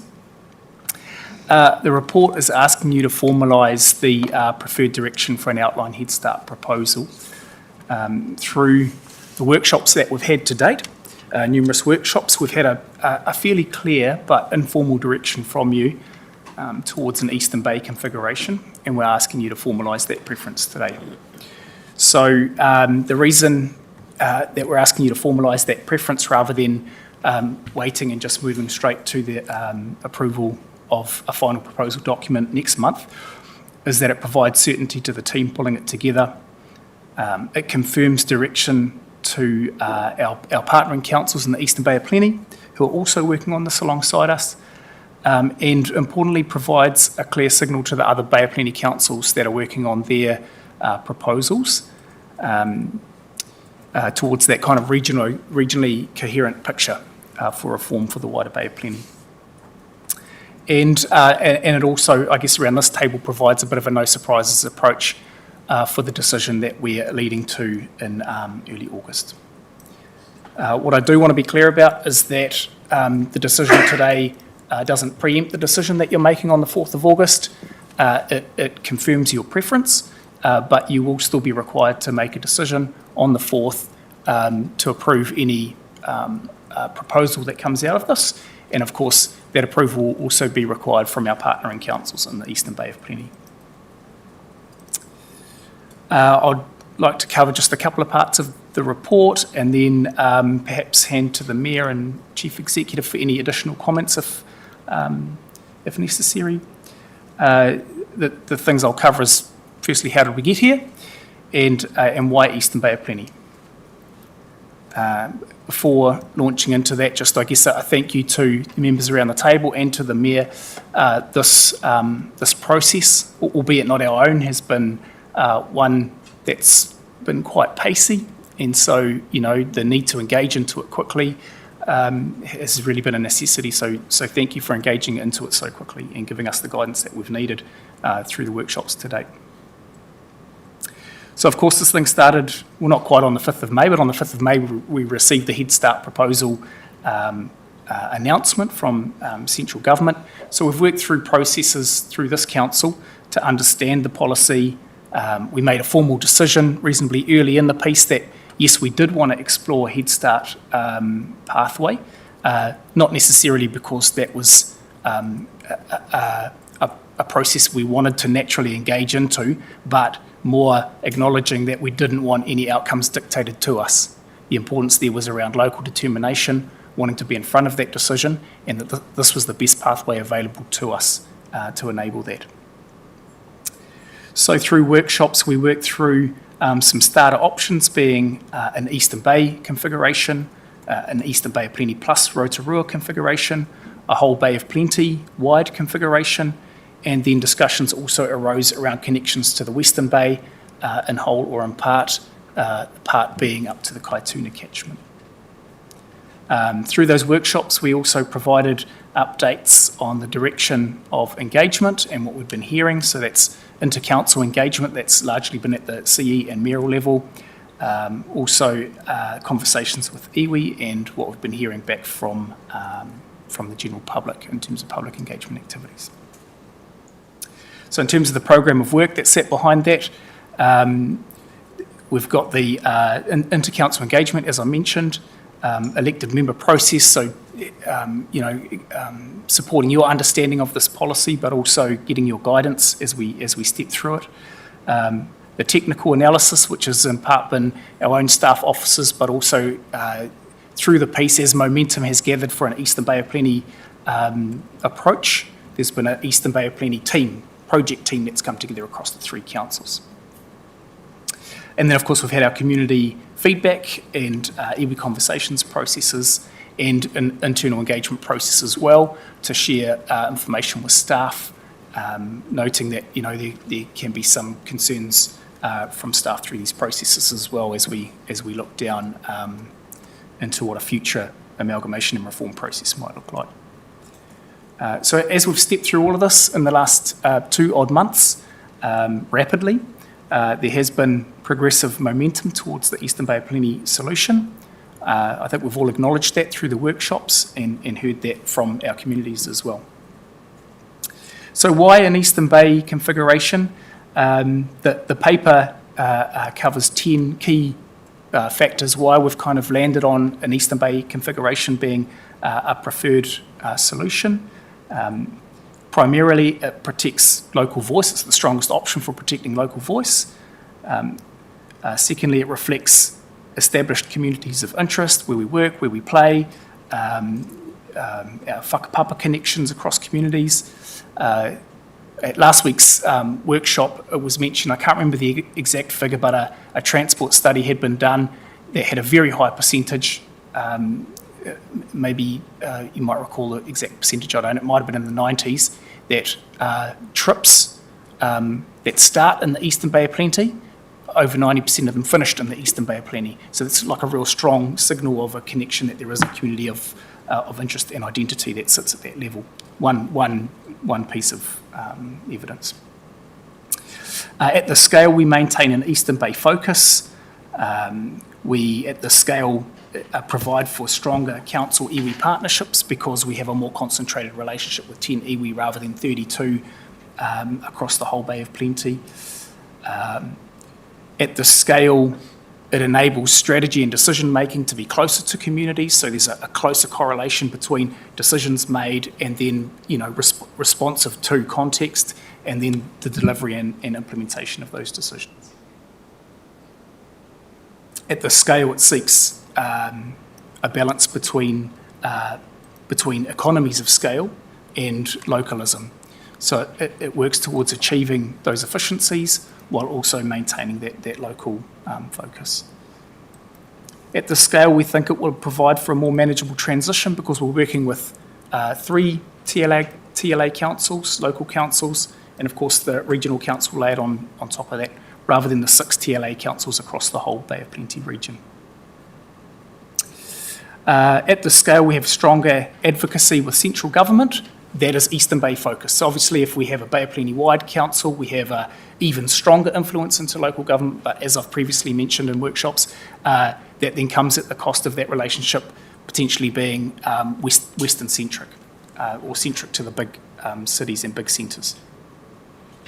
Another key outcome would be balancing the economic implications of economies of scale. So as we look to economies of scale, that often means centralisation, but that can then also mean the loss of jobs in our local economies, the loss of procurement to bigger providers and bigger centres, that kind of thing. So those are the 10 reasons in the report. I think additional to that, an Eastern Bay proposal was where council political support has landed. It's increasingly looking like our regional coherency picture is landing there, so where our Western neighbours are looking at landing with theirs, and where Rotorua might be landing with theirs. There's better alignment with iwi views and with public views for this particular proposal than with any of the other potential proposals. So again, today we're looking to confirm your preference for the Eastern Bay configuration. In terms of next steps, subject to this decision, of course, we'll continue to shape up the proposal document within our inter-council project team, bring that back to you for your consideration on the 4th of August, with the deadline for those proposals being the 9th of August. So a pretty concise contracted timeframe there. Beyond that, of course, Cabinet needs to make its decision, so that's in September. And that could land in one of 4 places. Firstly, if our proposal is successful, then we need to be ready to move into the next phase of refinement, building on the sort of outline level proposal that we have at the moment, the high level proposal, and digging more into the detail of it. That's one potential outcome. The second is if we get captured, if Whakatane gets captured by another proposal, and I guess there's still the potential, although less so, but there's still the potential for a regional proposal out there until councils actually make their decisions, in which case we equally need to be ready to influence and be involved in that refinement phase to make sure we're doing the best for our communities. The third is that our proposal is actually considered by Cabinet but declined, in which case we then essentially move into the backstop pathway. And we don't really know what that looks like, but we'll need to wait and be ready and watch. And then fourth, and I guess this is potentially where we're going to end up, wait and see, but that our proposal doesn't even get considered in September.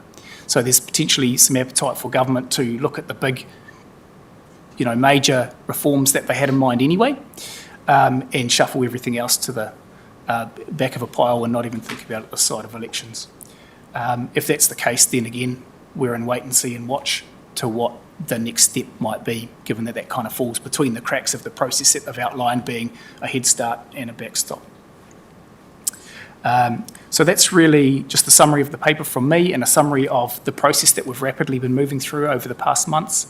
We're very quickly moving towards that 9th of August deadline for a Head Start proposal, which of course requires our partner councils to be involved as well. So that's it from me. I'd just invite or hand back over to the Mayor and Chief Executive in case they wanted to add anything else before moving to questions and discussion. Thank you for that. Well, I'll just add a couple of comments. The first one is just to reiterate that there's a lot of interest across the Bay of Plenty to submit something together supporting each other's applications, even if those are sub-regional unitaries. And I've communicated this council's message to Rotorua that we're keen to support them and in whatever they choose to go, and that was warmly received as well. So, there's a bit of work being done to have something that kind of ties them all together and puts them together as one comprehensive proposal. Mindful of the briefing, I think it was, when the comparison was made against Gisborne unitary, and just understanding that an Eastern Bay would be a viable unitary authority. Mayors Faylene and Dave recently went to Tasman and had a look there and brought some lessons back from that as well, which were really helpful. So I think it's useful regardless of whether it's acceptable to the government, just in pure kind of technical terms, a Eastern Bay unitary is a viable size and scale for something. The time frame is still challenging, and that's something that mayors have talked about expressing in any proposal, something around the challenge of the time frame and seeking some resources from government to assist with that. Mindful of Peter Minton's, he's gone, but his presentation this morning and his talk about the economies of scope I thought was really interesting, and just thinking about the way in which if we do pursue a Head Start proposal, unitary authorities can work together across the region, intra-regionally, and also looking back down at that local and super local level, making sure we've got all that stuff covered. There's a number of decisions still reliant on any cabinet decision if we put up a Head Start proposal, and thinking about the discussion around the representation review, the water work that's going underway, the LTP all has cascading effects. And then just the final thing again, what kind of touched on around if we do put in a Head Start proposal and government uses quite a strong filter to filter out the first load because they're likely to get a lot more proposals than what they had anticipated. But so whether they might end up developing a kind of third space where you've got yes to the Head Start, backstop, and places that have indicated something, and how the government's going to treat those collectively, whether they'll find some kind of way of trying to incorporate those proposals or not, we don't know, but it may well be because they might find that their timeframes are unrealistic in ways they hadn't anticipated, and also the number of applications will be more than anticipated. So, yeah, how they choose to handle that will be interesting. Steve, did you have anything on to add? All right. Malcolm. Work you and your team put in. I'm just looking at the government's examples here, and example number 3 talks about a minority of directly affected councils, talks about if you had 5 councils, and then if you choose 3 of those councils to amalgamate, but if they don't make up the population of 50%, then it's not eligible. So if you compare our population of the 3 councils plus Tauranga and Western Bay, how do we sit on that? Yeah, so there's actually two eligibility tests that run beside each other, and those are an either or. You don't need to meet both of them. One is that if there's a majority of councils that form part of the proposal, so let's say a new amalgamation takes in 5 previous districts, 3 of those could put forward an application on behalf of the 5, even if the majority of the population sits in those other 2, because the majority of councils have put forward the proposal. So that's one eligibility pathway. The other eligibility pathway is based on that population mass. So similarly, those 2 with their population mass, even though it's just 2 districts, could put forward the proposal on behalf of the whole 5, even though they're a minority of councils. So there's actually 2 pathways there. They don't both have to be ticked. It can be one or the other. Okay, thank you. My second question, if I may, is about how do we substantiate our position in that, like we're putting 3 proposal for 3 councils, but our population is only, I don't know what, 60,000, 50-something thousand. So do we have to substantiate that for our argument of the amalgamation? Not exactly. I think central government are looking for bigger, so that's already a starting point. We've only gone as far as to suggest that we have appropriate scale because we are comparable to existing unitary authorities that are already out there in New Zealand. But there's certainly not a criteria that has a cut-off around size or population, for example. So we could use those examples of what's existing unitary councils. Yeah, and in terms of our closest unitary neighbour being Gisborne, our sort of area, population, demographic makeup, rating base, number of households, all of that kind of stuff is very, very similar to what Gisborne Unitary operates at currently, and not dissimilar to Tasman or Marlborough up in the top of the South Island as well. Okay, so just as another part to that question, you talk about Gisborne, but Gisborne is geographically isolated, and that's obviously one of the reasons why it's in its position of being a unitary council. When I think back, I was thinking back the other day, I was on the Conservation Board. It was called the Eastern Conservation Board, which took in Wairua, Gisborne, right up here to Tauranga as well. Huge area, you know, and they did that to that huge geographical area to make one Eastern Bay Conservation Board. Thank you.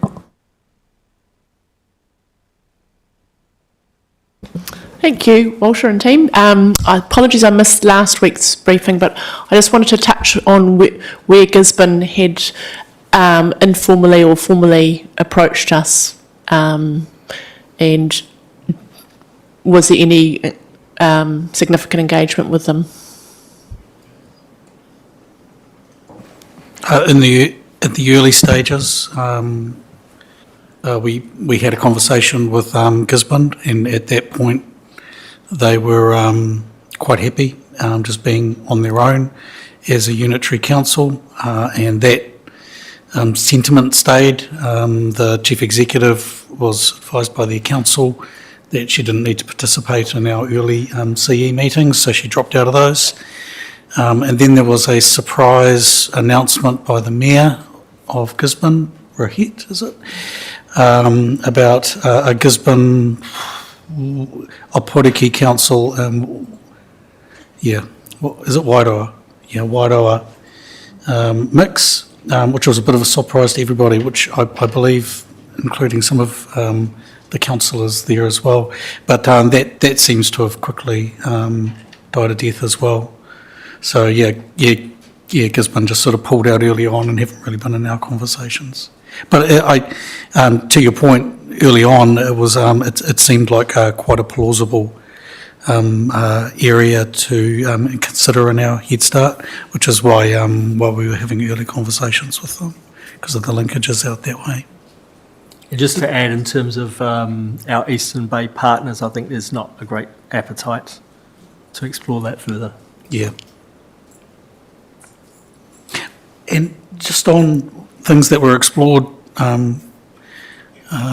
Malcolm, your idea about the Kaituna catchment, I did ask about that, but the getting down into slicing up a boundary adjustment is just too hard, and they just didn't have the bandwidth to consider that when they were still trying to find, Western Bay are still trying to nail down who their actual partners might be in a head start. So it was something that was like, oh, we couldn't do it at this stage because we're trying to find partners. Yeah. I just suggested that as part of, if you put another 10.2 thousand people Yeah. with our three, it makes it look better. Sorry? I just put that forward because I saw that if you put another 10.4 thousand people into the mix of our three councils, it gives it a bigger population equation, which might be more satisfactory to central government approving it. Yeah, it's just too short a time frame to explore it fully. I bet though if central government wanted to do it, they would make a boundary change like that. Councillor Dennis? In Rotorua, we talked about Gisborne's. Rotorua are quite happy to go off with someone else or by themselves. I know there was a thought at one stage that they'd need someone like us to recommend to the government they become a unitary, because which way are they looking at the moment? I think I'd say it's still a bit fluid for them. It seemed from all the various discussions and community consultations in all the different districts, it seemed like it was moving, that the general sentiment was like Eastern Bay, Western Bay and Rotorua. And it's true that my understanding is the government has said that while they can't put in a proposal on their own, if other potential unitaries support them, that could be a viable thing. I know they're still having conversations with other districts, so South Waikato. I think there was some discussion with Tapuwae. I'm not sure where that is now. So it's still a bit fluid, but it's possible that they might end up seeking to be a unitary on their own, and they have got some scale of their own. And we would support that, I'd say, if they wanted to.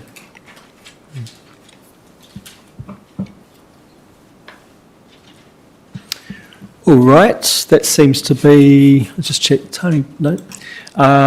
Move to the recommendations now that the Whakatane District Council receives the report, confirms the preference for an Eastern Bay of Plenty unitary council model as the basis for a Head Start proposal, directs staff to work in partnership with the councils of the Eastern Bay of Plenty towards the development of a Head Start proposal consistent with policy and guidelines published by DIA, 5th of May 2026, so to be clear, that's a compliant proposal.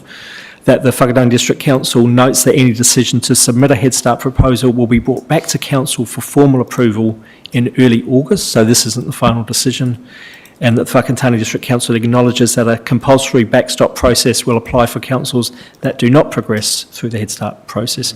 Is moved Councillor Dennis, seconded Deputy Mayor Dukes. Any debate? Those in favour say aye. Those opposed? Carried. Thank you, councillors. Thank you, Walkway, Donna. That's a very helpful report, clear direction from council, so thank you for that. And that brings us to the end of our meeting. So unless there's anything final, I'll invite Councillor O'Brien to close us with karakia. Tēnā tātou, maki whakakawi wā tātou hui. O tiraki ai nui tātou. Ka kia tau ngā manaki tanga te mea ngaro i ngai tēnā mātou kia mahe ai te hua maki hiki. Toi te kupu, toi te mana kia, toi ngā tikanga koe ia, te whakairi hea, he whakawātea. Haumi e, hui e, tai, kia ora. Thank you, Councillor. And just a reminder that there's a pre-agenda for strategy and policy in here at 2 p.m. for those who that applies to. At 2. At 2, yes.